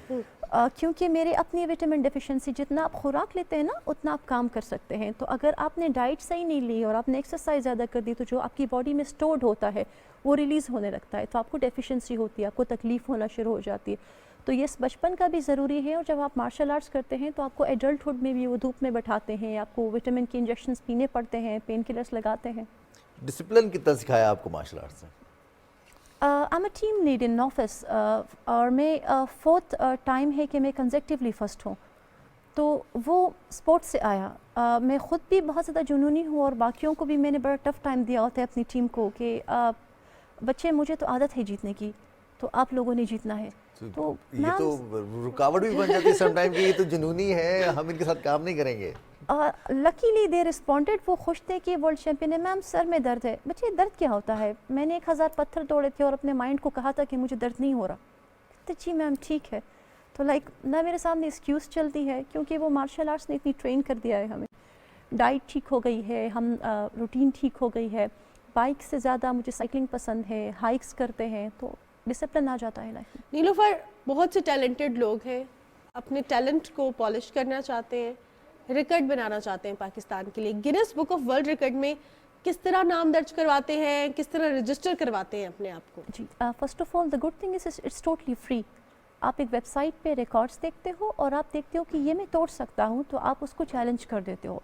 गिनीज उस एप्लीकेशन को देखता है और कुछ वीक्स में वो आपको रिस्पॉन्ड बैक करता है, और वो आपको कहते हैं कि ठीक है ये डेट है, इस पे आप अटेम्प्ट करेंगे और आप इतने इतने गवाह रखेंगे, और वो गवाह की कंडीशन बताते हैं। जैसे मेरे बारे में उन्होंने कहा था कि 3 से 4 जो ब्लैक बेल्ट हों, जो रिकॉर्ड होल्डर्स हों, और फिर वो आपको कुछ कंडीशंस देते हैं। उस कंडीशंस के अंदर आपने वो रिकॉर्ड अटेम्प्ट करके, रिकॉर्ड करके टेस्टिमनीज़ के सिग्नेचर्स और सर्टिफिकेट्स के साथ उनको वापस भेजना होता है, और फिर वो उस पर रिसर्च करते हैं। तो अगर वो रिकॉर्ड सही हो, उनकी रिसर्च सही हो, तो उसको अप्रूव कर देते हैं। और उसकी वीडियो भी आपको अटैच करनी पड़ती है? जी, रिकॉर्डिंग होती है। सही हो गया, सही हो गया। अच्छा ये बताइएगा, एट द एंड ख़वातीन के लिए क्या पैगाम देना चाहेंगी? ख़वातीन, हम देखते हैं कि समटाइम्स हर एक की लाइफ में अप्स एंड डाउन्स आ रहे होते हैं, जब डाउनफॉल की तरफ जा रही होती है, इमोशनली, फिजिकली, फाइनेंशियली, सोशली, क्या करना चाहिए उन्हें? मैंने खातून में ज़्यादा अफेक्शन देखी ना, वो चीज़ों से ज़्यादा अटैच हो जाती है। तो अगर वो किसी फील्ड को अपना ले तो वो उससे भी बहुत ज़्यादा प्यार कर सकती है, वो उससे भी बहुत अटैच हो सकती है। नॉट बीइंग नेगेटिव, इसमें खातून की भी थोड़ी गलती ज़्यादा है कि उसने ख़ुद ही समझा है कि मैं कमज़ोर हूँ। तो अगर वो इस चीज़ को जहन से निकाल दे और औरतों की एग्जांपल्स दे के स्टडी करे, रिसर्च करे, वो ख़ुद ही खुद पे काम कर सकती है। या मीडिया भी जिस तरह ख़वातीन को दिखाता है ना, वो कहते हैं कि हम 18 लड़कियाँ अकेले ही आ गई, तो वो थोड़ा सा माइंडसेट ऐसा है। तो खातून को ना अपना ब्रेन, अपना माइंडसेट थोड़ा चेंज करना है, वो वीक नहीं है। एज ए इंडिविजुअल, चाहे वो खातून हो चाहे वो मर्द हो, काउंट तो होता है, और वो जो ब्रेन अल्लाह ताला ने दिया है, जो नेमतें अल्लाह ताला ने दी हैं, वो शामिल होती हैं। बहुत शुक्रिया आपका नीलोफर, और हमारी बहुत सारी दुआएं आपके लिए हैं। अल्लाह ताला आपको मज़ीद कामयाब करे, मज़ीद स्ट्रेंथ दे आपको, और आप इसी तरह से पाकिस्तान का नाम रोशन करें, वालिदैन का नाम रोशन करें, हमारा नाम रोशन करें। बहुत स्टूडियोज़ में आप आई, और आज मुझे तो ये फील हो रहा है कि प्रोग्राम के बाद मुझे भी कहीं ना कुछ मार्शल आर्ट्स के हवाले से सीखना चाहिए और कुछ करना चाहिए, कि ज़िंदगी में डिसिप्लिन भी लेके आता है और आपको काम एंड कंपोज्ड भी कर देता है। बिल्कुल, और सबसे अच्छी बात यह है कि हम बहुत ज़्यादा मोटिवेटेड हो जाते हैं कि हमें भी कुछ करना चाहिए। थोड़ा सा जो फ्री टाइम होता है उसमें कोई फिजिकल एक्टिविटी हो, कोई ऐसी एक्टिविटी हो जिसमें हम अपनी मेंटल स्ट्रेंथ पे, अपनी फिजिकल स्ट्रेंथ पे काम करें। लेकिन रिजवान, जब आपके पास थोड़ा सा फालतू टाइम होता है तो आपका दिल चाहता है हम घूमे फिरें, लेकिन ये दिल सिर्फ इंसानों का नहीं चाहता, ये जानवरों का भी चाहता है। और कुछ जानवर ऐसे हैं जो ट्रेन पे बैठ जाते हैं, लेकिन उनकी मंजिल का तयन कोई भी नहीं कर सकता। मौज है वैसे जानवरों की, तो उन्होंने ना काम पे जाना है, ना उन्होंने स्कूल कॉलेज जाना है, ना उन्होंने वक्त पे घर जाना है, बस जहाँ जा रहे हैं तो जा रहे हैं, और ना उन्होंने टिकट लेना है, ना उन्होंने पे करना है। उनको कोई क्या कहेगा? जो ऐसा ही हुआ, हम देखते हैं कि ट्रेन में अक्सर औकात हम बैठ जाते हैं और सोचते हैं कि हमारी मंजिल कहाँ होगी। ऐसी एडवेंचर के लिए बैठते हैं कि फ्री टिकट मिलता है तो हम बैठ जाते हैं, लेकिन हुआ ये कि हम भी गलती से किसी गलत ट्रेन पर सवार हो जाते हैं। लेकिन इस दफ़ा एक हेजहॉग जो ट्रेन पर खामोशी से सवार हो गया, इसकी अगली मंजिल क्या थी वो किसी को भी नहीं पता था। और ट्रेन की सीट के नीचे जब हेजहॉग को देखा गया तो मुलाजमीन ने सबसे अच्छा काम ये किया कि उसको बाहिफाजत जो है किसी तरीके से उसको कोई हार्म ना हो, उसको महफूज मुकाम पर पहुंचाया। और ये बरतानिया में वाक़या पेश आया है। बरतानिया में जो ट्रेन सिस्टम है उसमें ये हेजहॉग जो वो मौजूद था। अब मुलाजमीन हैं, उन्होंने कोशिश की कि इसको किसी महफूज मकाम पर पहुंचाया जाए। महफूज मकाम या तो उसका घर होगा या फिर कोई ऐसी जगह जहां पर इनकी हिफाजत का बाकायदा निज़ाम मौजूद हो। जब तक इसकी हिफाजत का कहीं इंतज़ाम नहीं होता था तो तब तक उसको बताया गया कि ये इस घर में रहेगा, जिसको ट्रेन मुलाजिम अपने घर ले गए, तो अपने घर में ही उन्होंने उसको रखा और हमने देखा कि वो एक डब्बे में उनको रखा था। अब हम चलते हैं घाना, जहाँ पर घाना से ताल्लुक़ रखने वाली एक खातून, उन्होंने 126 घंटे 52 मिनट तक मुसलसल गाना गाकर गिनीज वर्ल्ड रिकॉर्ड कायम कर दिया। बिल्कुल जनाब, और ये गाना उन्होंने क्रिसमस से एक दिन पहले गाया और Guinness book of world record कायम कर दिया उन्होंने। और F1 ने जो है ना उनको हर घंटे बाद 5 मिनट या 4 घंटे बाद 20 मिनट के वक्फे की इजाज़त थी, जबकि गाने के दौरान उन्होंने जो है ना सिर्फ 30 सेकंड के लिए रुक सकी। और F1 ने कोशिश 2012 में भारतीय मौसीकार सुनील की जानिब से बनाए गए 105 घंटे तक मुसलसल गाने के रिकॉर्ड को तोड़ने के लिए की थी। और अब जो है इस साल उन्होंने ये रिकॉर्ड बना लिया है, पिछले साल यानी कि, और क्रिसमस से एक दिन पहले उन्होंने ये रिकॉर्ड बनाया। नहीं हुआ उनके रिकॉर्ड को बने और हम कह रहे हैं पिछले साल, मतलब तो ये 2023-24 चेंज हो गया है। तो ये हम बचपन में भी करते थे, आपसे अगले साल मुलाकात होगी और हमारी वाकई अगले साल आपसे मुलाकात हुई है।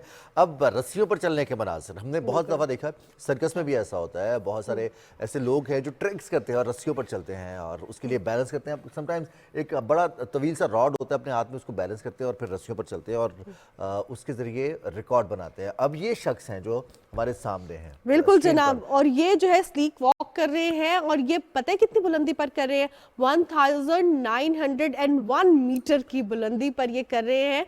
और दो हम देख सकते हैं कि बैलून्स के दरमियान कर रहे हैं, हवा वाले गुब्बारों के दरमियान कर रहे हैं।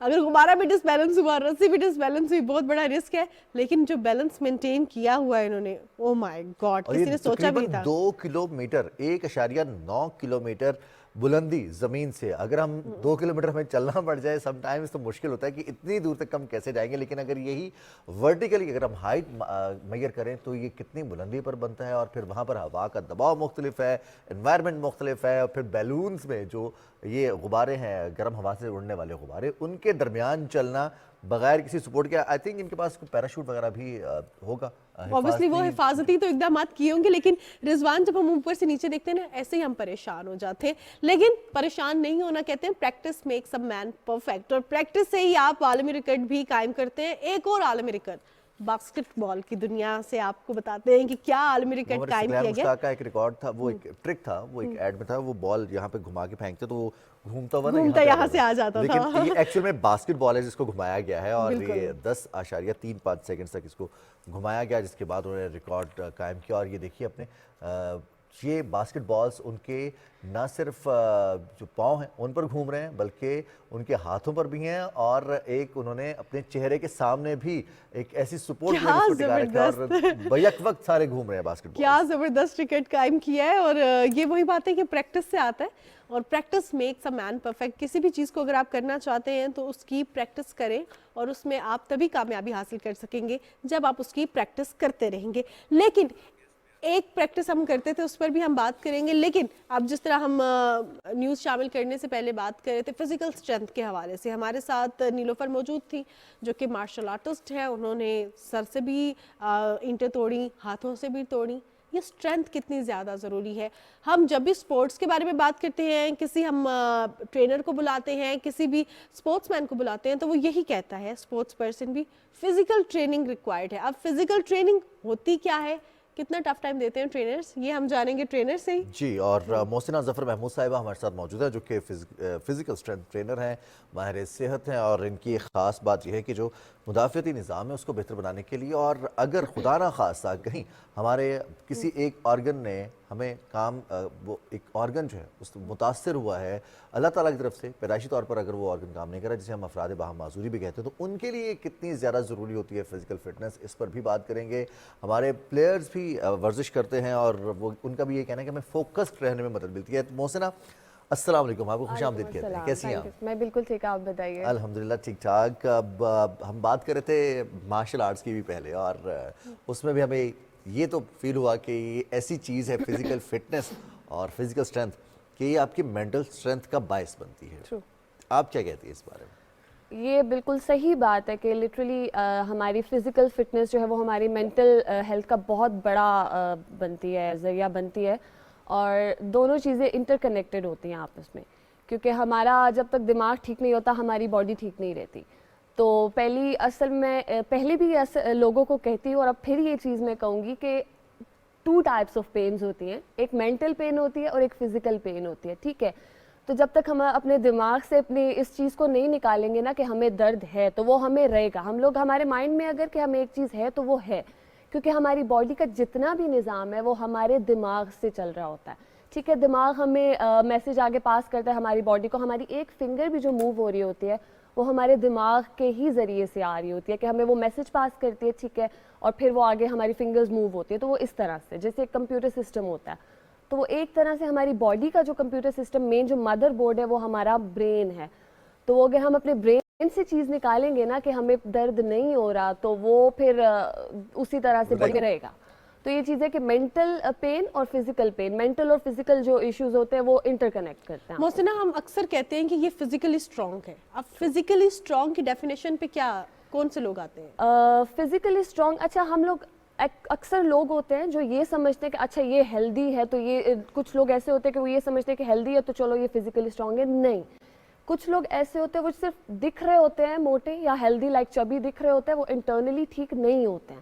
ٹھیک ہے، کیونکہ ہمیں ہر چیز پہ فوکس کرنا ضروری ہوتا ہے، اسپیشلی جب فزیکل اس میں فٹنس کی بات آتی ہے تو اس میں ہمیں فزیکل طور پہ یعنی اپنی باڈی کو اندر سے فٹ رکھنا پڑتا ہے. بظاہر موٹا ہونا یا ہیلدی چبی ہونا اس لائک کوئی وہ بات نہیں ہے کہ بندہ ٹھیک ہے، نہیں، کیونکہ اندر کچھ ایسے اگر بندہ موٹا ہے نا تو وہ اندر کچھ ایسے ایشوز بھی ہو سکتے ہیں جو آپ بندے کو پھلا رہے ہوتا ہے. بالکل ٹھیک ہے، تو کچھ ایسے اچھا کچھ لوگ ہوتے ہیں جو فزی ڈرنکس پیتے ہیں اور چکن زیادہ کھاتے ہیں تو وہ موٹے ہو جاتے ہیں. ہم لوگوں کو یہ لگتا ہے بندہ فٹ ہے، نہیں، ایسا نہیں ہوتا. وہی لوگ جم میں بھی جا کے ٹریننگ کر رہے ہوتے ہیں. ٹھیک ہے، تو وہ یہ چیز ہوتی ہے کہ فزیکل فٹنس بہت امپورٹنٹ ہے ہمارے لیے، لیکن ایک لیول پہ آ کے نا لائک ایک پوائنٹ پہ آ کے ہم لوگوں کو ایک طریقے سے اپنے آپ کو اپنی باڈی کو رکھنا پڑتا ہے. یہ نہیں کہ یار بس موٹے ہو گئے ہم چبی دکھ رہے ہیں ہیلدی ہیں، نہیں، ایسا نہیں ہوتا ہے. ہمیں اپنے پراپر ڈائٹ کا خیال رکھنا چاہیے، ہمیں اپنے پراپر اس کا ہیلتھ کا خیال رکھنا چاہیے، فوڈ کیسے لینا ہے، کیا لائک ایک پورشن ڈیوائڈ کرنا چاہیے. ہم دیکھتے ہیں پیرنٹس تو یہ کہتے ہیں بچوں کو کہ پڑھو، قابل بنو، مینٹلی اسٹرینتھ، آپ کا نالج جو ہے وہ آپ کو اسٹرانگ کر رہے گا، کمیونیکیشن اچھی ہو جائے گی، آپ اسٹرانگ ہو جائیں گے. آپ کا برین اگر اسٹرانگ ہو گیا تو آپ فزیکلی، ہم دیکھتے ہیں کہ اس کا ریورس ہوتا ہے فزیکل ہیلتھ کے اوپر. ایک بچہ جو صرف کتاب میں یا کمپیوٹر میں گھسا ہوا ہے اس کی صحت اتنی اچھی نہیں ہوتی، وہ فزیکلی ایکٹیو نہیں ہوتا، اس کے اثرات بعد نظر آتے ہیں. اس میں بیلنس کیسے ممکن ہے؟ دیکھیے برین اصل میں نا لائک پڑھنا لکھنا کمپیوٹر پہ ہر وقت بیٹھے رہنا بھی وہ بھی ہمیں نا دنیا سے سائڈ پہ لے کے جاتا ہے. ٹھیک ہے، ہم اینٹی سوشل ہو جاتے ہیں. ٹھیک ہے، اور سوشل آئسولیشن ہماری سٹارٹ ہو جاتی ہے.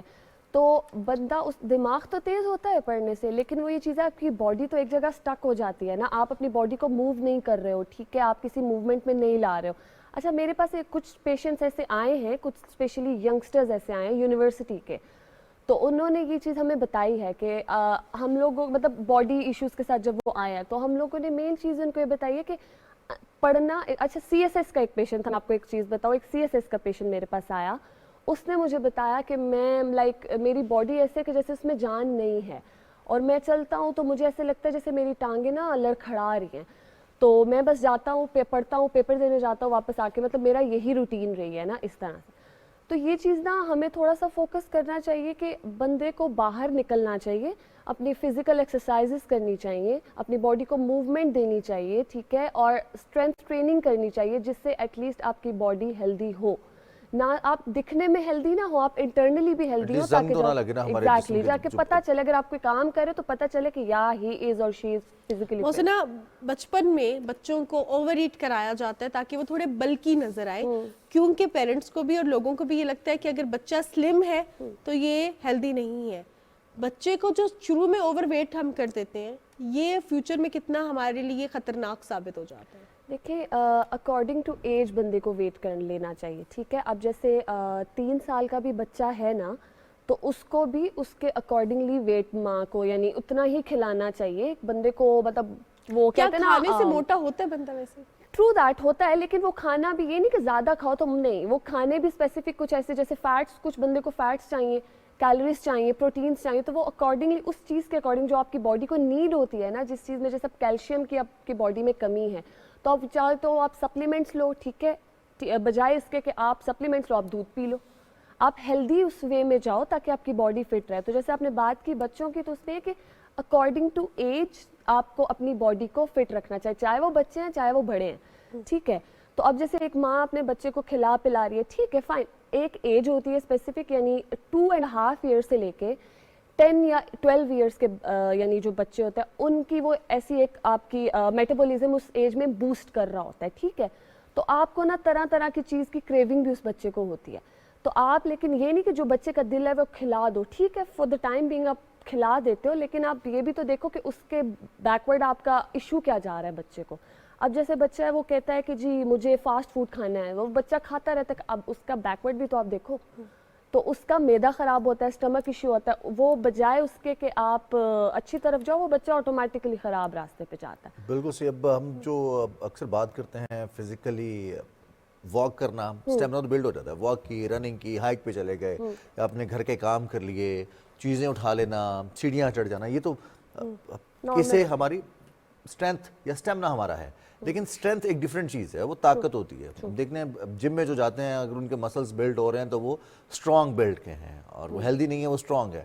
اب یہ فرق کیسے سمجھ آئے کہ جیسے آپ نے کہا نا کہ ایک اسٹرانگ ہے، ضروری نہیں ہے کہ وہ جو ہیلدی ہے وہ اسٹرانگ بھی ہو. تو اب اسٹرینتھ ٹریننگ وہ کیسے ممکن ہے؟ اسٹرینتھ ٹریننگ بیسیکلی ہوتی ہے ویٹ ایکسرسائزز، ٹھیک ہے. اب ہم لوگ جو ہے وہ basically I am a physical strength trainer of disabled persons, ٹھیک ہے. تو ہمارے پاس جو لوگ آتے ہیں نا وہ زیادہ جن کی سرجریز ہوئی ہوئی ہوتی ہیں، لائک آرتھوپیڈک سرجریز ہوئی ہوئی ہوتی ہیں، اس کے بعد آتے ہیں ٹو لائک اپنے آپ کو ٹھیک رکھنے کے لیے، جیسے موومنٹ کرنا اور سب کچھ. تو آپ لوگ اس کو یہ کہ اسٹرینتھ ٹریننگ کا مطلب یہ ہوتا ہے ویٹ ٹریننگ ہوتی ہے اس میں، یا ریزسٹنس ٹریننگ ہوتی ہے، یعنی اس میں زور لگانا پڑتا ہے، ٹھیک ہے. اور اس میں آپ کے انڈیورنس کا پتہ چلتا ہے، آپ کی اسٹرینتھ کا پتہ چلتا ہے کہ آپ میں کتنی طاقت ہے، کتنی انرجی ہے کہ آپ ویٹ لفٹ کر سکتے ہو. اچھا جو جم میں لوگ جاتے ہیں وہ تو چلو اسٹرینتھ ٹریننگ کرتے ہیں، وہ مسلس بلڈ کر رہے ہوتے ہیں، اب ریزسٹنس کر رہے ہوتے ہیں، ساتھ میں وہ اپنی ہیلتھ کا بھی ساتھ کیونکہ ان کو پتہ ہوتا ہے نا ایک اسپیسیفک وے میں جا رہے ہوتے ہیں. تو جو لوگ ہمارے پاس آتے ہیں، پیشنٹس جو اسپیشلی ہمارے پاس آتے ہیں، وہ یہ کرتے ہیں کہ لائک ان کو یہ تو پتہ ہوتا ہے کہ اچھا ہم جا رہے ہیں، لیکن وہ ساتھ میں ان کو یہ نہیں پتہ ہوتا کہ کرنا کیا ہے. تو ہم لوگ اسپیسیفکلی جو ہے پھر ان کو جب اسٹرینتھ ٹریننگ کراتے ہیں، یعنی ویٹ ٹریننگ کراتے ہیں، تو وہ انیشیل سٹارٹ سے لے کر پھر مائل start issue to issue vary کرتی ہے. یہ بالکل ایسا ہی ہے، ایشو ٹو ایشو بھی ویری کرتی ہے، اور especially body to body vary کرتی ہے، ٹھیک ہے. اب جیسے میں نے پہلے بات کی کہ جو موٹا بندہ ہوتا ہے وہ لائک لازمی نہیں ہوتا کہ وہ ہیلدی ہے، ٹھیک ہے.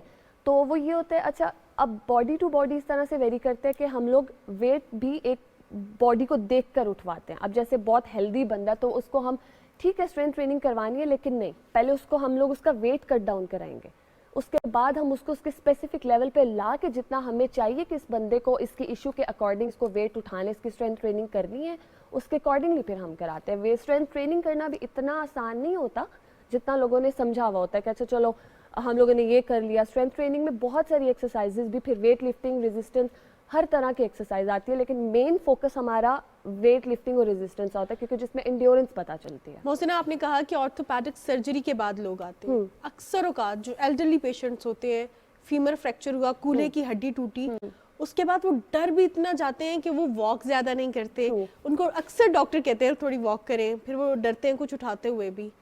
ان کے لیے کتنا ضروری ہے فزیکل ٹریننگ کرنا؟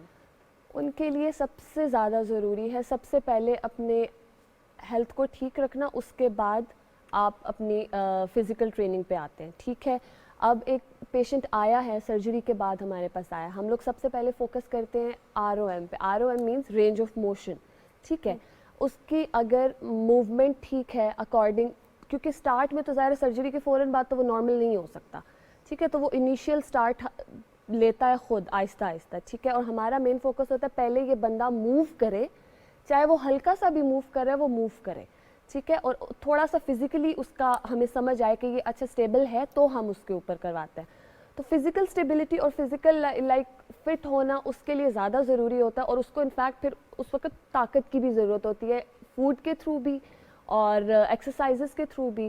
تو پھر ہم لوگ انیشیل سٹارٹ لیتے ہیں, پھر اس کے بعد وہ لیتے ہیں پروفاؤنڈ سٹارٹ ہوتا ہے, پھر ہمارا مائلڈ ہوتا ہے, اور اس طرح سے پھر ہم لوگ اسٹیپ بائی اسٹیپ آگے بڑھاتے جاتے ہیں. اب جیسے آپ نے مجھے بات کی سرجری کی, تو اس طرح سے کافی پیشنٹس آتے ہیں, اسپیشلی جو ہمارے پاس پیشنٹ ہوتا ہے وہ ایک لائک جو مین مطلب آپ یوں سمجھ لیں کہ جو زیادہ بڑی سرجری والا ہوتا ہے, وہ 3 طرح کی سرجریز ہمارے پاس آتی ہے. ایک ہمارے پاس لیزر آف فکسیشن ہوتی ہے, یعنی جس میں پورا ٹانگ کے اندر وہ پورا کور امپلانٹ کیا ہوتا ہے. امپلانٹیشن بھی نہیں ہوتی, وہ امپلانٹ یعنی ایک باڈی کے اندر کیا جاتا ہے. وہ ایک آپ یوں اردو میں آپ یوں کہہ لیں کہ ایک جنگلہ سا لگ جاتا ہے, آؤٹر ساری اس کی ہاں پروٹیکشن ایگزیکٹلی, کیونکہ وہ جب آپ کی ٹانگ کی ہڈی یا کوئی لائک چھوٹی بڑی سائز میں ایشو آتا ہے تب وہ ہم لگاتے ہیں. پھر ایک ہوتا ہے TKR یعنی ٹوٹل نی ریپلیسمنٹ, اور ایک ہوتا ہے THR یعنی ٹوٹل ہپ ریپلیسمنٹ, فیمر فریکچر جس کا آپ کہہ رہی ہیں نا, وہ چیز ہوتی ہے.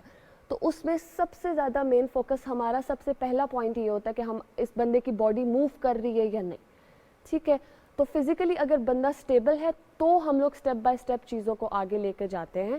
اس کی پہلے ہم موومنٹ چیک کرتے ہیں, اس کے بعد ہم لوگ اس کو کرواتے ہیں, ڈفرینٹ ایکسرسائزز کرتے ہیں. اسٹرینتھ ٹریننگ ان لوگوں کو ہم اتنی جلدی نہیں کراتے, لائک ہم لوگ 3rd یا 4th جا کے منتھ میں ان کی اسٹرینتھ ٹریننگ اسٹارٹ کراتے ہیں, جو کہ ان کے لیے بہت اچھی ہوتی ہے. اور کچھ جو ہوتا ہے وہ باڈی ٹو باڈی بھی ویری کرتا ہے, ٹھیک ہے. محسنہ, اس میں سائیکولوجیکل چونکہ یہ ساری چیزیں ایسی ہیں جو کہ انسان کو مینٹلی کافی ذرا متاثر کرتی ہیں, ٹراما اور اس سے نکالنا, پھر ان کو فزیکل ایکٹیویٹی کی طرف لے کے آنا, یہاں پر یہ بھی آپ ہی کی اس میں آتا ہے, آپ ٹریننگ کا حصہ ہوتا ہے, یا اس کے لیے سائیکولوجیکل جو پریکٹیشنرز ہیں ان کی مدد دی جاتی ہے تاکہ لوگوں کو کنسلٹ کیا جائے, ان کو کام کچھ لوگ ہوتے ہیں جو سائیکولوجیکل لائک جو پریکٹیشنرز ہوتے ہیں ان کے ساتھ کر لیتے ہیں کنسلٹیشن, لیکن زیادہ یہ چیز آف کورس جب ایک بندہ ٹریٹ کر رہا ہے تو اس بندے اگر وہ پیشنٹ اس بندے نے لے لیا تو اٹ مینز وہ اس کو پوری طرح سے ٹریٹ کر کے دینا. اب یہ تو نہیں کہ وہ آدھا کام کرے تو آدھا چھوڑ دے, نہیں. اور میرا تو لائک پوائنٹ ہی یہ ہے کہ سب سے پہلے آن اے سیریس نوٹ, لائک میں سب سے پہلے بندے کو مینٹلی اسٹیبل کرتی ہوں اور پھر اس کے بعد اس کے فزیکل اس پہ آتی ہوں. انفیکٹ میرے پاس ابھی ریسنٹلی ایک ینگ بچی آئی تھی, اور اس کا یہ تھا کہ اس کی بیک کا آپریشن ہوا تھا, لائک L4 L5 ایشو تھا. آف کورس ینگ ہے, اس کا سائیکک میں یہی تھا کہ میں ینگ ہوں, میں جوان ہوں, تو میں تو اب نہ اٹھ سکتی ہوں نہ بیٹھ سکتی ہوں, اٹھنا بیٹھنا بھی ہو جائے گا, میں چلوں گی کیسے. ساری بات ہے ہماری لاسٹ جو ریڑھ کی ہڈی کے پوائنٹس ہماری لوور باڈی کو کرتے ہیں, سپورٹ کرتے ہیں. تو وہ کافی رونا, اور اس کا یہ کہ میں نہیں کر سکتی, میں چل بھی نہیں سکتی, تو میں کیا کروں گی, میری تو زندگی مطلب عجیب عجیب باتیں کرنا شروع ہو گئی. تو اس کا ہم لوگوں نے ٹائم لگا ہمیں, اور میرے لیے کافی مشکل بھی تھا انفیکٹ, کیونکہ میں خود ایک لڑکی ہوں, اس کو اس وے میں دیکھنا بھی میرے لیے بھی بہت وہ ویئرڈ تھا. لیکن پھر اس بندے کو میں نے کافی پہلے اس کو مینٹلی اس کو میں نے کاؤنسل کیا, اس کی کاؤنسلنگ کی کہ آپ ٹھیک ہو جائیں گی. مطلب بندے کو ایک پوائنٹ پہ آپ کسی نہ کسی طریقے سے پہلے لاتے ہیں, اسٹیبل کرتے ہیں مینٹلی, پھر آپ اس کی فزیکل اس پہ ایشو کو ختم کرتے ہیں.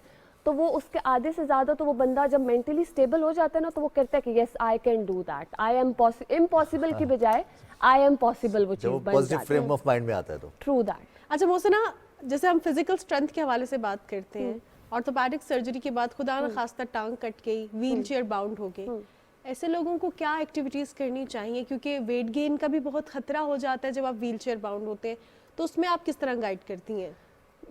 اس میں ان کے لیے صرف سائیکلنگ ہو سکتی ہے, ٹھیک ہے. اگر ایک ٹانگ تو کٹ گئی, دوسری تو ہے, ٹھیک ہے. تو آپ ان کے لیے سائیکلنگ بھی ایک اسپیسیفک سائیکلنگ اسپیشلائز سائیکلز ہوتی ہے, اسپیشلی بنواتے ہیں لوگ, ٹھیک ہے. اور آپ جس طرح سے کہہ رہے ہیں نا ٹانگ کٹ گئی, ٹانگ مصنوعی بھی لگتی ہے, ٹھیک ہے. تو وہ ہم لوگ جو لوگ بالکل, کیونکہ اگر جس کی باڈی میں اتنا اسٹیمنا ہی نہیں ہے کہ وہ مصنوعی ٹانگ نہیں لگا سکتا, تو پھر تو ظاہری بات ہے کہ وہ نہیں لگا سکتا, ٹھیک ہے. لیکن آپ وہ بندہ دوسری ٹانگ کو ضرور اس استعمال میں لے, کہ یہ نہ ہو کہ جس طرح پہلی ٹانگ کا ایشو بنے ساتھ ہی دوسری کا بھی بنے, کیونکہ دوسری پھر آٹومیٹکلی کمپرومائز ہو رہی ہوتی ہے نا. تو لیکن مین یہ ہوتا ہے کہ اگر ایک ٹانگ کٹ گئی تو دوسری وہ لگ بھی سکتی ہے. تو اب یہ ہم لوگ بالکل بھی نہیں کہہ سکتے کہ اچھا کٹ گئی تو ہم لوگ بالکل نہیں, فارغ نہیں ہوتا بندہ, دوسری لگتی ہے. اور بازو کی اور گردن مسلز کی ایکسرسائز کتنی ضروری ہے, उन लोगों के लिए बाजुओं की, गर्दन की और बाकी मसल्स की एक्सरसाइज कितनी ज़रूरी है? बहुत ज़रूरी है, क्योंकि जिस तरह से वो व्हील चेयर पर बैठे रहेंगे उनके मसल स्टिफ हो जाएंगे, उनके रगें बिल्कुल अकड़ जाएंगी, ठीक है। और ज़ाहिर बात है व्हील चेयर पर भी बैठे बैठे इनफैक्ट पूरी कमर से गर्दन तक बंदा हो जाता है, स्टक हो जाता है एक जगह पे। तो उनके लिए मूवमेंट उनकी बहुत ज़रूरी है, ठीक है। और उनको अपने मसल्स की एक्सरसाइजेज, नॉर्मल एक्सरसाइजेज होती है, चेस्ट की नॉर्मल एक्सरसाइज बैठे बैठे भी वो कर सकते हैं, अपनी नेक रोटेशन कर सकते हैं। जो नॉर्मल एक्सरसाइजेज है वो उनके लिए बहुत ज़रूरी है, ताकि वो एटलीस्ट अपने आप को किसी स्टेबिलिटी में तो लाएं। तो दैट इज मोहसिना, हम देखते हैं चीज़ के एक होता है फालिज के बाद की कंडीशन, वहाँ पर फिजिकल ट्रेनर की ज़रूरत पड़ती है। फिर पैदाइशी तौर पर बहुत सारे बच्चे ऐसे पैदा होते हैं कि अगर खुदा न खासा किसी का बाजू कमज़ोर है या किसी का एक पाँव कमज़ोर है, कोई एक साइड कमज़ोर है, तो उसको नेचर या फिर पैदाइशी तौर पर एक बीमारी समझकर, डेफिशिएंसी समझकर मिसट्रीट कर दिया जाता है, ट्रेनिंग नहीं की जाती, ट्रीटमेंट करवाने की कोशिश की जाती है। तो क्या एडवाइस करेंगे ऐसे लोगों के लिए? देखिए, ट्रीटमेंट भी लोग करवाते हैं, ठीक है, एक तरह से करवाना ट्रीटमेंट भी ठीक है, लेकिन अब एक बच्चा जो पैदाइशी तौर पर ऐसा है, ठीक है, उसको हम सीपी चाइल्ड बोलते हैं, राइट। तो पैदाइशी तौर पर ऐसे अगर वो ट्रीटमेंट करवा रहे हैं दैट इज़ फाइन, आप मेडिसिन करवाएं, बच्चे को ताकत की सिरप दें, गोलियां दें, जिस तरह से मतलब टैबलेट्स वगैरह और जो ट्रीटमेंट प्रॉपर होता है करें। But still at the end आप बच्चे की बॉडी को बिल्कुल ही ऐसे ना छोड़ दें, आप उसकी स्पेशली फिजियोथेरेपी करवाएं जाके। इतने फिजियोथेरेपी क्लिनिक्स हैं, इतने स्पेशली छोटे बच्चों के लिए तो ख़ास तौर पे बनाए गए हैं जो सीपी चाइल्ड्स होते हैं। तो आप उनकी फिजियोथेरेपी कराएं, उनकी एक्सरसाइजेस करवाएं, ताकि उनकी जो मसल एक जगह स्ट्रिंग हुए हैं एटलीस्ट थोड़े से खुले, और वो बच्चा खुद अपने आप में हिम्मत लाए और वो बच्चा खुद कोशिश करे कि यार कुछ मतलब आहिस्ता आहिस्ता वो चलने की कोशिश करे या अपने हाथ बाहों हिलाने की कोशिश करे। तो इस तरह मिसट्रीट करना is not, I guess. Thank you so much Mohsina, आपके कीमती वक्त का। आपने अफराद बहम माजूरी की फिजिकल ट्रेनिंग और वैसे भी जो फिजिकल ट्रेनिंग की इंपॉर्टेंस है उसके हवाले से बात की। बहुत शुक्रिया। और अगर फिजिकल ट्रेनिंग ना हो, मुझे तो ये समझ आई है मानूर, अगर हम फिजिकल ट्रेनिंग ना करें तो खुदा न खास्ता हम भी अफराद बहम माजूरी ही हो जाएंगे, क्योंकि हमारे मसल्स अगर स्टिफ हो जाए, अगर हमारे जैसे टांग काम करना छोड़ जाए, हमारा जिस्म ब्रेन के मुताबिक काम ना करे, तो फिर क्या होगा। तो इस चीज़ से अवॉइड करने के लिए हमें अपने जिस्म को तंदुरुस्त रखने के लिए एक्सरसाइज और वर्जिश लाजमी करनी है, चाहे 10 मिनट करें, 15 मिनट करें, जो मुख्तलिफ ड्यूरेशंस बताए जाते हैं। आज की हमारे प्रोग्राम में जो सबसे अहम चीज़ थी, सबसे खूबसूरत चीज़ थी, वो यही थी कि जहाँ हमारा जहन, हमारा दिमाग हेल्दी होगा, हमारा जिस्म हेल्दी होना उतना ही ज़्यादा ज़रूरी है। और अपनी हेल्थ पर फोकस करें, क्योंकि साल का शुरू है और इसमें ये तो रेजोल्यूशन काफ़ी लोगों की होगी कि हमने जिम ज्वाइन करनी है, हमने फिजिकल ट्रेनिंग करनी है। इसी बात पे प्रोग्राम का इख्तिताम करते हैं। अपनी मेज़बान मानूर कुरैशी और रिजवान अली अहमद को इजाज़त दीजिए। अल्लाह हाफ़िज़।